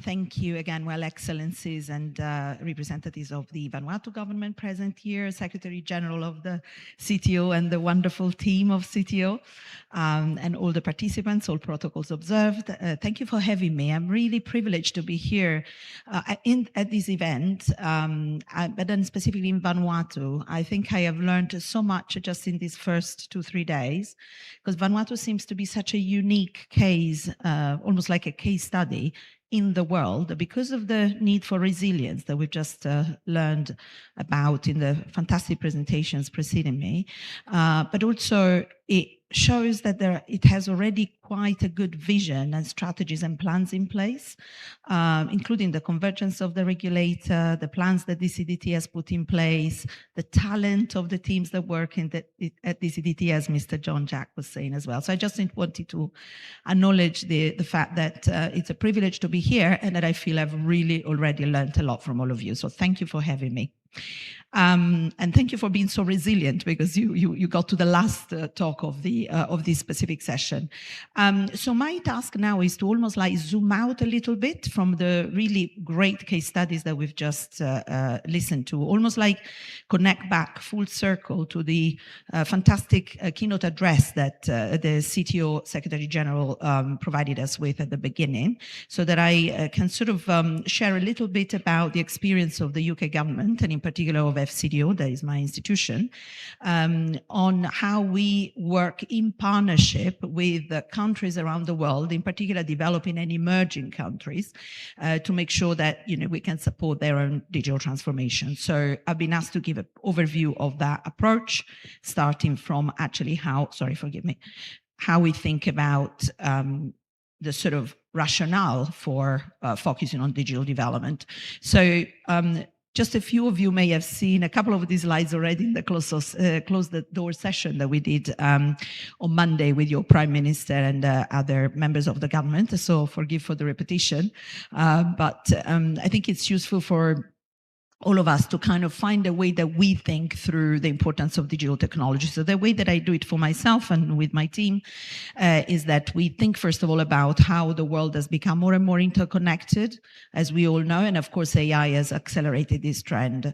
But then at the same time also that interconnectedness has a really deep meaning for development specifically, and is now very universally accepted that digital technologies are a key enabler, even an accelerator of social and economic development. And the United Nations have issued a couple of years ago these really interesting stats where they've seen that there is a very direct impact of digitalization on the achievement of at least 70% of the SDG targets, so individual targets of the sort of various sustainable development goals. So really important, and really lots of kind of really good use cases, let's say, of digital technologies we've all learned. But then on the other side, as the other side of the coin, we need to be always cognizant of the persistent digital divides that still affect our world. The latest stat from the International Telecommunication Union, or ITU, maybe most of you already know that, but the latest data that they published at the end of 2025 is that there are still 2.2 billion people offline, completely offline in the world. So when we think about a few, maybe rural communities or underserved communities in Vanuatu, in the outer islands, and of course it's so important to think about how we can include them in the digital society and economy, they are part of a much broader group of people scattered around the world that actually do not have access to the benefits of digital technology. So it's really up to all of us to kind of work together to close that still, unfortunately, massive digital divide.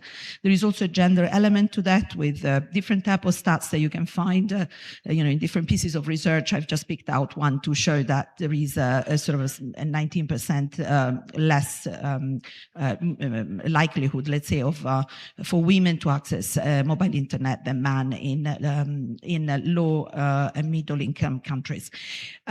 Also, it is important to think that it's not just about the right to be informed, the right to be connected, the right to be part of the digital world, but there is also like a stronger, let's call it economic business case for making sure that everybody's involved. For example, the fact that there is such a deep global gender gap still means that the world is missing out on potentially additional $500 billion of growth, basically, in the next 5 years. So that's an official statistic of UN Women. From the United Nations, of course. And then last but not least, really important to think about the complex risks. So we've heard about risks in different forms and guises during the first 2-3 days that we've been together. We've had the talk from Professor Carsten just earlier on cybersecurity, and that kind of reminds us about how effectively we are eager to participate in a digital economy and society, but we are also automatically all exposed and vulnerable, both as individuals and as organizations. So thinking about the importance of, considering cybersecurity risks, but also online safety risks, the issue of data protection, all of this, again, is being accelerated also by the adoption of AI. Everything is more rapid, and it offers kind of more fronts of vulnerability.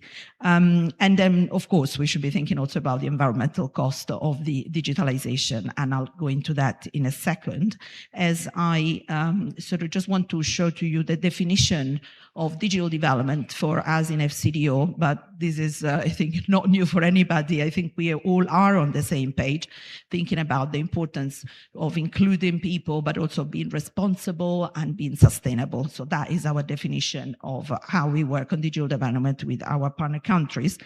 It's quite a mouthful as a strapline, so I'm going to unpack it by showing you our digital development policy framework. This is something that we designed after about kind of 10 years of experience of having kind of worked in so many different countries in the world in partnership with those countries, with sort of with a multi-stakeholder approach to see how we could make digital transformation inclusive, responsible, sustainable. So when we talk about digital transformation, we are referring to the transformation not just of the economy, of course, but also very much of government.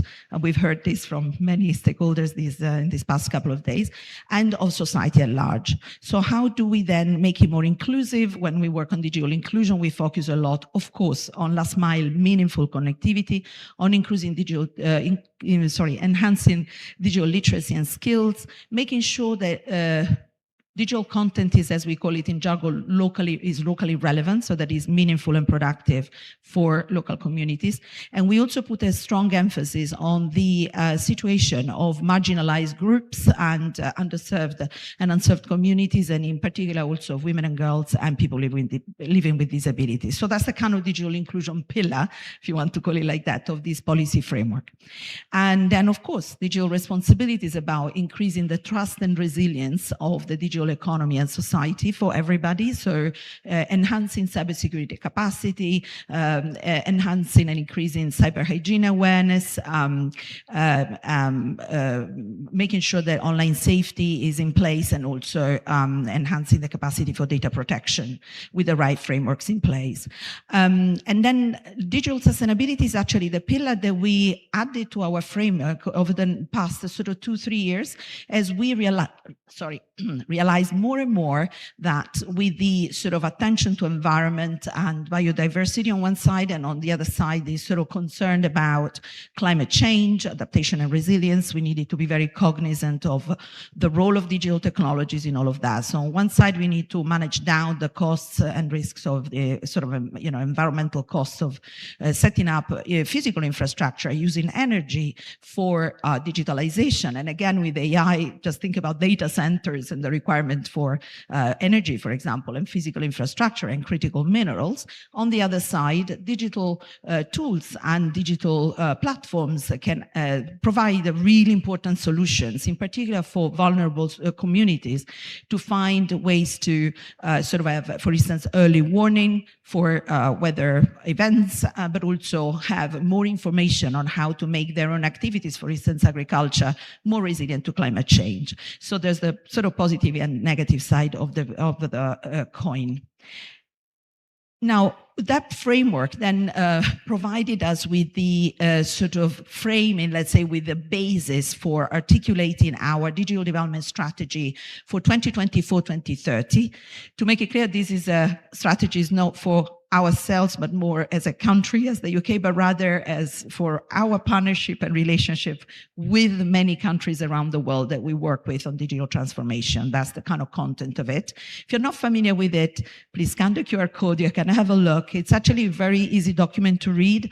I wrote it myself with my team, and we made sure that we kept in mind that we wanted to have a very broad audience around the world, and that everybody could actually just open that little booklet, or, look at it online on Gov.uk, and find also a lot of practical examples of how we have already achieved impact, but also how we've met a lot of challenges, and we've tried to learn from what works and what doesn't work. So it contains over 15 case studies of work already done, and then it gives the direction of travel for the future. From having talked about this strategy in sort of many countries around the world, I found that the feedback on that has been that people say, well, that's your plan and the targets that you set in your partnership, with the rest of the world. But what's actually interesting is the way that you think about digital transformation. So it's kind of useful to compare our respective approaches to that. So have a look. Hopefully that will be useful for you.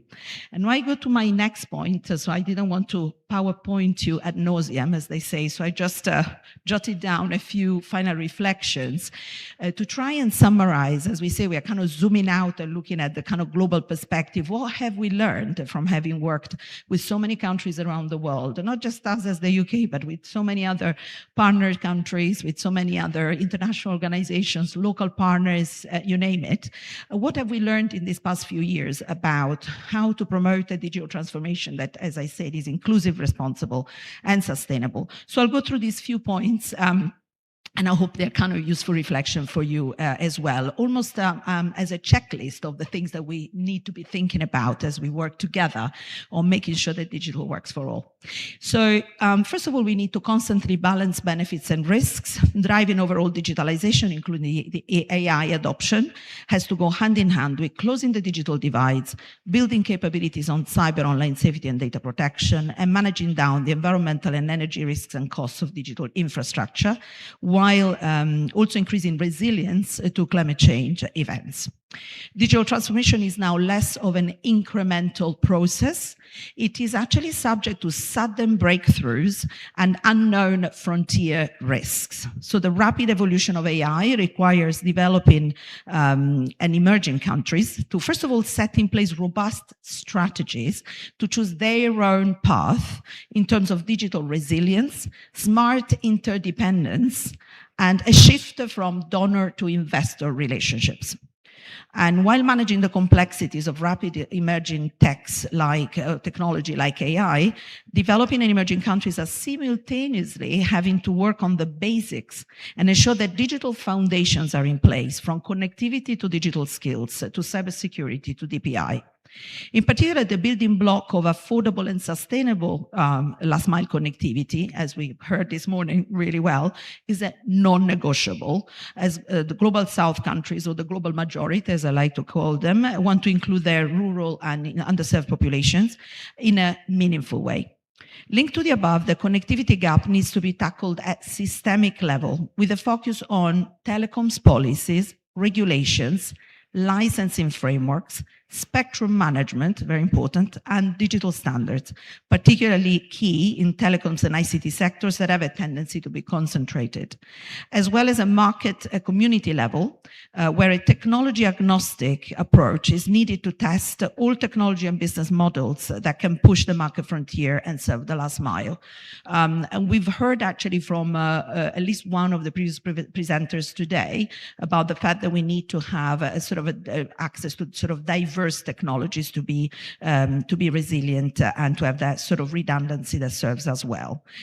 Specific organizational models like community networks, for example, deserve more attention, especially in terms of building their sustainability as social enterprises. Another really important theme that maybe we haven't unpacked yet so specifically until today is really the theme of digital public infrastructure, or DPI, meant as the suite of sort of different elements of the virtual architecture rather than the physical one, being digital ID, digital payments, and data sharing. We touched on all of them in the first 2-3 days, but we didn't kind of pull them together maybe as a DPI basket.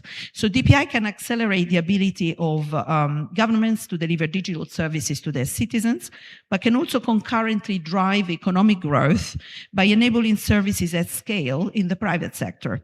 There is no one model of DPI, really important. There's no silver bullet.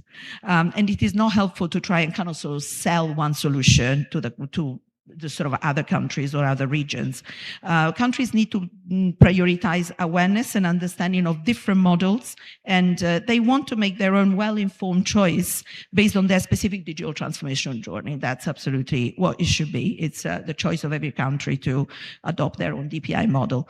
It may, however, be helpful to select some elements, for instance, of open source, shareable or adaptable modules from existing experience of different parts of the world in order to cut costs and enhance interoperability. And that's something that we try to support some of our partner countries to do.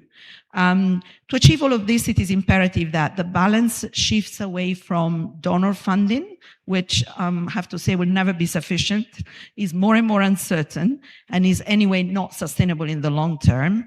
We really need to work with together, in particular with developing and emerging partner countries, on a more creative blend of public and private finance, from a much smarter use of universal service funds and their resources, to the design of specialized investment vehicles focused, for example, on connectivity frontier markets. And last but not least, the growth of an indigenous private sector in telecoms, broader ICT, DPI solution, and AI innovation will enable developing and emerging countries to partner on a more equal footing with international business and building local capability and awareness on digital solution and their so-called economics will support country institutions and local organizations to be, so to say, intelligent customers in any relationship with big tech and hyperscalers. And of course, I would add also to become also the shapers of technology rather than just the customers of it. And on this last reflection, I just want to conclude here. Thank you for your patience listening to me. I hope that some of these points resonate and also a little bit sort of useful in stimulating your own reflections. And yeah, I thank you again, and thank you, moderator. Thanks. Thank you, Ms. Alessandra. And we are now at a time for questions, so I'll have you seated here. And I'd like to ask the other speakers to come and take their seats. I hope that you have taken down some notes and questions for them, so we'll give them a few minutes for question.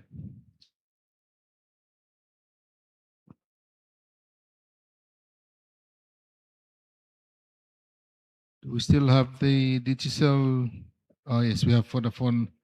Ifred is here. Is Gary still here? Oh, he's here already. Please take a seat.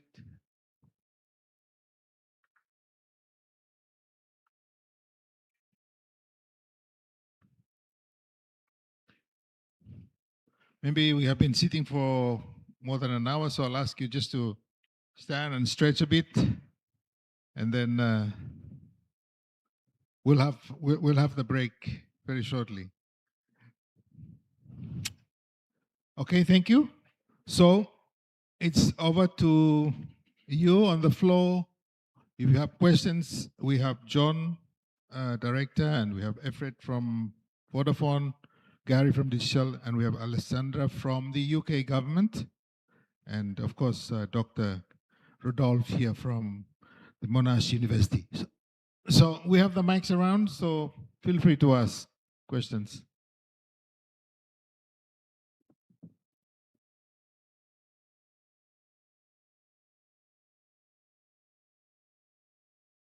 Seems like people want to have the break, right?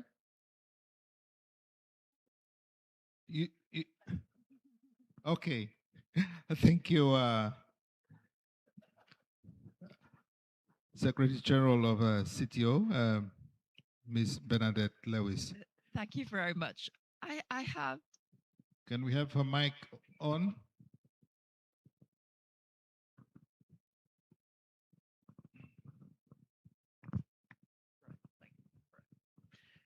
I have so many questions, but hello? Yes, got it. Thank you. Right.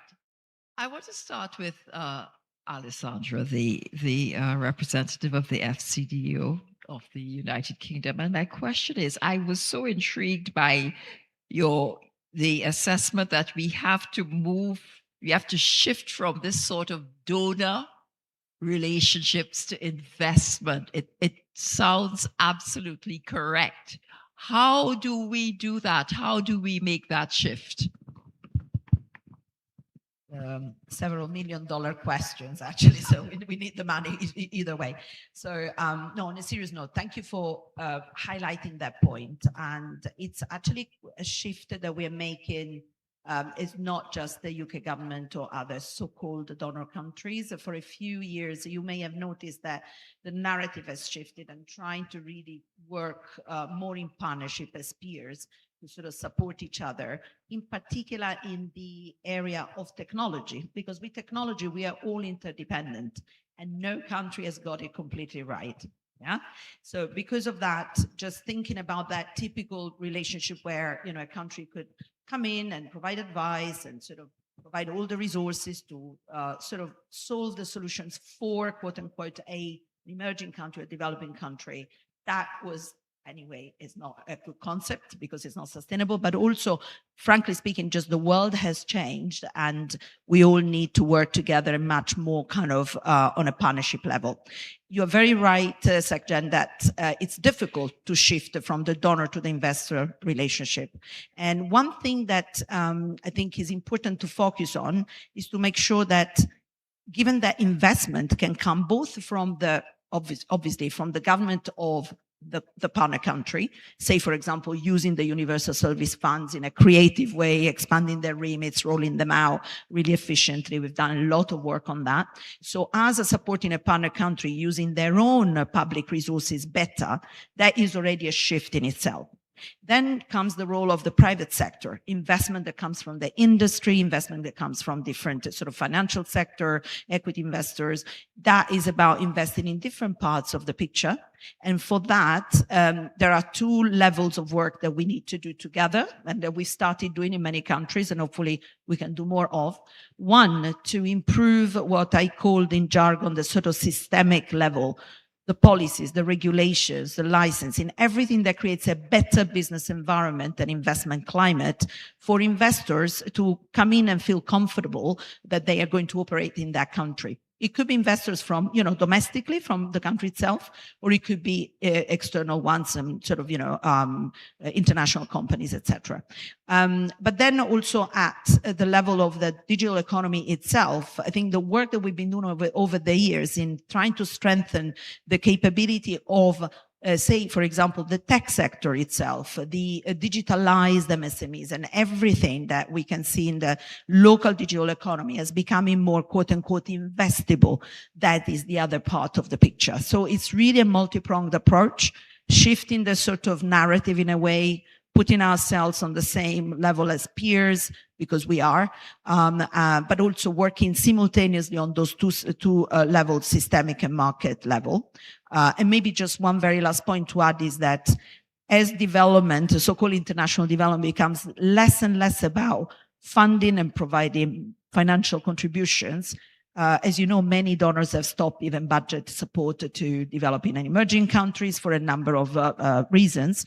But what is really always possible and very valuable, at least from our experience, is that when we talk with any partner country, what I am really, really impressed by is that I don't hear people saying, or governments or other stakeholders saying, could you provide funding for XYZ? They actually want to know about how did you solve this problem? Can we exchange knowledge with you? Can we access some of the expertise or the experience? Can we work together to, on different solutions? So the shift also, not just in terms of investment from government and the private sector, but also to knowledge sharing, to understanding that this, in the world where we live, that the sort of solutions have to come from that sort of global approach and interdependence. That is also a really important part of the picture. I hope that helps a little bit, but I do appreciate that it is a journey for all of us. It is not easy, but we need to work on that together. Thank you. Thank you for raising it, Secretary General. Thanks.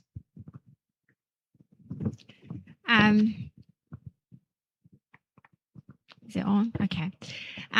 This has been really, really great presentations. And my takeaway, I think what we have in common along all these presentations is about building resilience, right? And a very timely topic because we are sitting here and of course observing what is happening in the Middle East and how it's also affecting, this region in terms of oil distribution, energy, and all these key questions which relate directly to the question of connectivity, building resilient and infrastructure, right?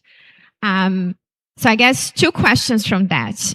One is, and building on what Alessandra was telling us, would anything have to change for us to now be prepared about how do we build strong resilience here, given what is happening globally in terms of geopolitical risk? And number two, which is a more cybersecurity, I think, related question.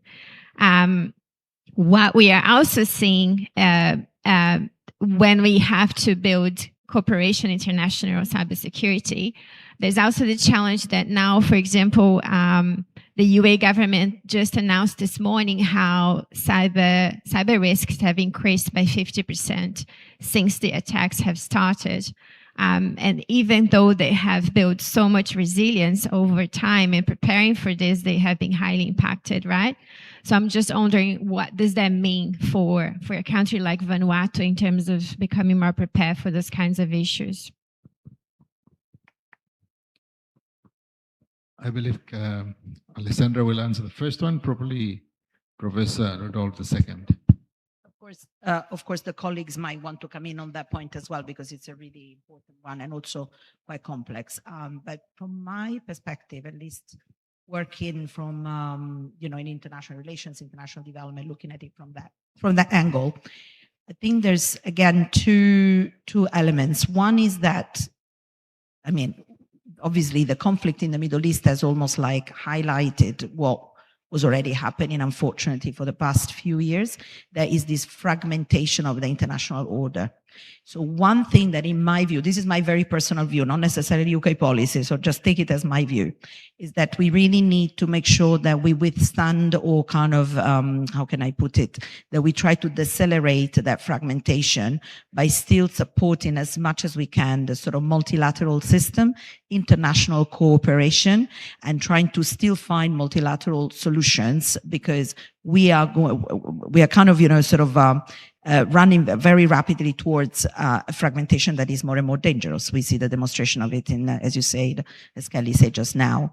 But on the other hand, because of the slight fragmentation of the world, there was like one small silver lining, that what people call minilateralism, or kind of regional cooperation, has come more to the fore. So I think I see it quite strongly here in the Pacific. I don't know the Pacific region very well, so I stand to be corrected, but there is a sense of the Pacific small island development states and the sort of other countries in the region, that they kind of share not just challenges but also the potential. So also strengthening that sort of regional cooperation and try to sort of support each other on shared challenges. That is also very important. So for me, the more we promote solidarity, cooperation, as I was saying earlier, exchange of knowledge and expertise and sort of solutions regionally, but also trying to not completely destroy the multilateral system. And I think, in my view, that is going to give us a chance.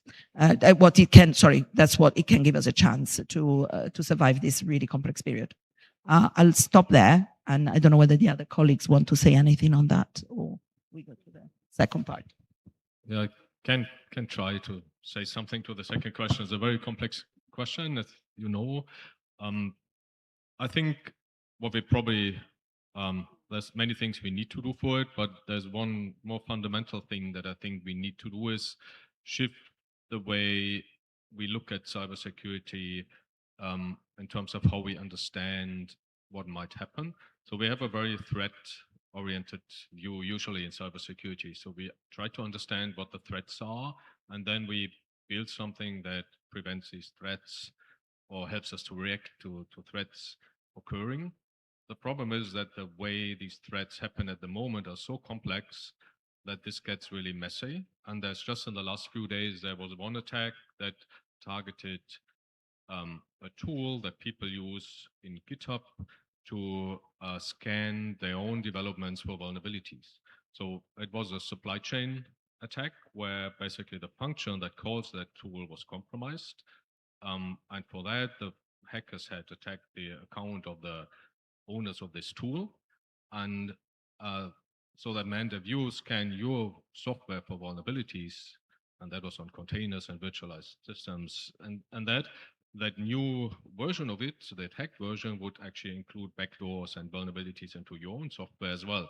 So that has effects in lots of areas. So if you have a pure threat-based approach and you use some software and that supply chain has been affected by that, there's not much you can do about it, right? So we can complement that with a harm-based approach, where we really look at not always the worst case, but kind of what happens if that system is compromised. And we don't actually understand how it is and what the threats are that cause it.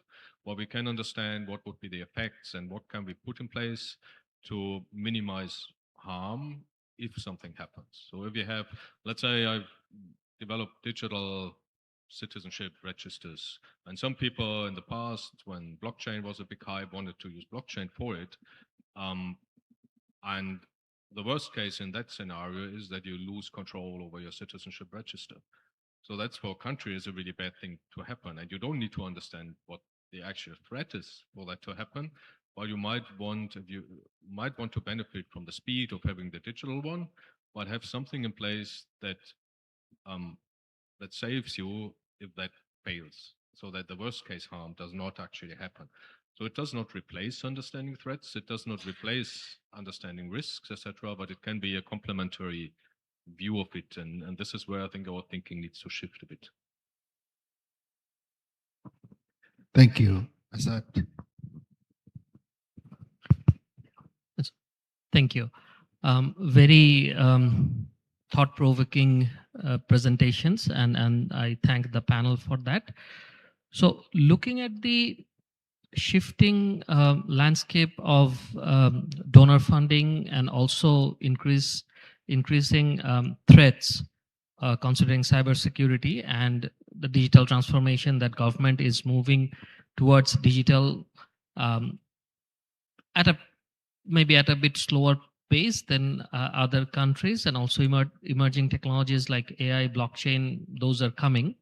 So my question to Director John Jack, that looking at the resource availability of the small island developing countries, do you foresee regional collaboration among the governments of the Pacific countries to establish common resources to tackle cyber security threats and develop infrastructure like data centers or center of excellence to address the local needs that are developed from the Pacific for the Pacific, rather than each country looking into developing their own set of solution, which might turn out to be very expensive? Would like to hear your thoughts and visions on this. Thank you. Yes. Thank you. I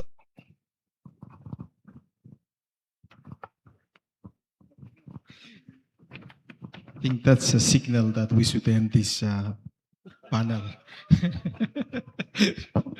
Anyway, thank you, Asad. That's a very good question. We live in a connected world.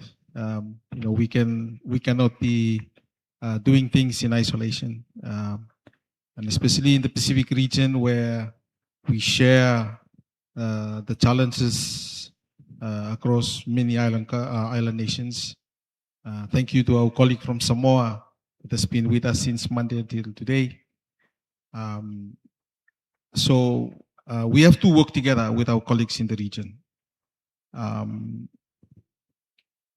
Some of you might be following the updates on what we're doing at the regional level, where in 2023, our ICT ministers in the region, they signed a declaration in Papua New Guinea to say that, while at the forum level, we have fisheries minister or foreign affairs minister or finance ministers a meeting, we need ICT ministers to come and to meet as well and discuss issues of interest for the region. And in that declaration, it's the Lakatoi Declaration on Digital Transformation, and in that declaration, it talked about all the topics that we are discussing this week. So I will say that yes, for some things we can do in the context of our island nations, but the challenges that we are facing, it's all over the Pacific, and even to the Caribbean as well. For small island developing states and for our Pacific small island developing states. So seats and PSEATs, we need to work collaboratively. In terms of cybersecurity, our computer emergency response team in Vanuatu have signed MOUs with Tonga, with Australia, with New Zealand, So it only shows that we have to work collaboratively with everyone. And we know the challenges that we have in Vanuatu in terms of cost with regards to power.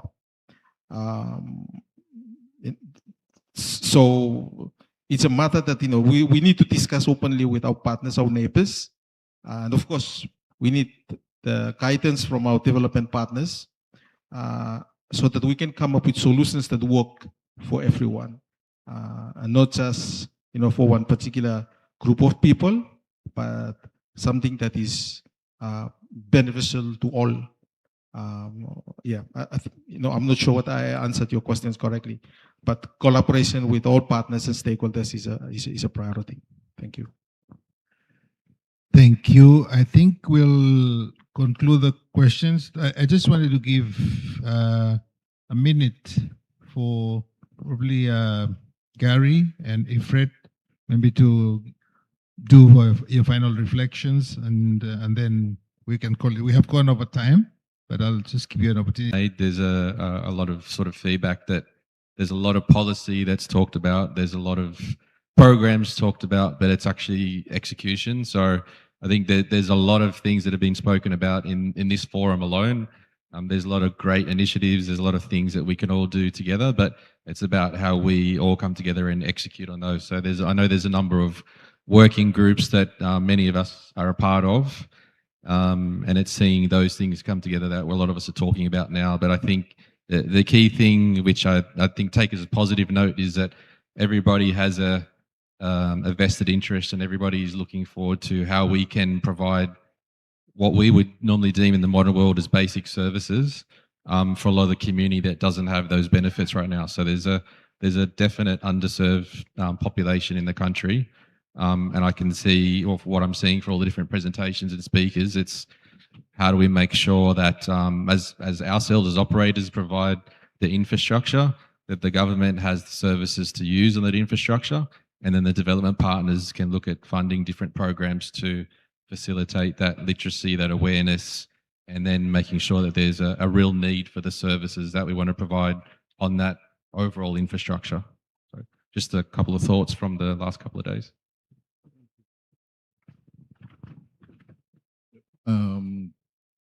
It's interesting to see that Vanuatu as a country has grown so much in such a short period of time, and especially in regards to digital transformation. We still have a long way to go. We have a lot to learn. One thing that we've seen, Vanuatu as a people are particularly resilient people. We've gone through a lot of natural disasters, and we see that people don't wait around for donor aid or anything to happen. People take action. So it's something that's encouraging to see, and something that helps us to continue to draw focus into what needs to be done, how we need to continue, again, echoing the thoughts of Gary, to work with the different stakeholders, ensure that the network is there so that the different services can run on top of them. Thank you, Everett, and thank you, everyone. I just wanted to reflect back as we close on the points that were raised by our keynote speaker. Four key points is, first, the first one is to be resilient and robust in what we do for connectivity, and there has to be redundancy. We have to have energy continuity. There's no negotiation on that. And finally, monitoring and capacity building. So I think we have covered, our speakers have actually covered all of this, and thank you to the Secretary General of CDO for setting the tone right from the beginning. And I believe we have shared a lot of experience and learned a lot from each speaker. So please join me in thanking our speakers for this session. It's quite long, but thank you so much for your patience. Give them a big round of applause. Thank you, Thomas. Thank you, Linda. It's over to you. We have taken a bit of extra time, but thank you. Thank you. Thank you so much. Once again, a round of applause for our speakers and our amazing facilitator. I'm sure even though the session was that long, a lot of people have enjoyed the session because it was very, very inspiring and knowledgeable. So we're going to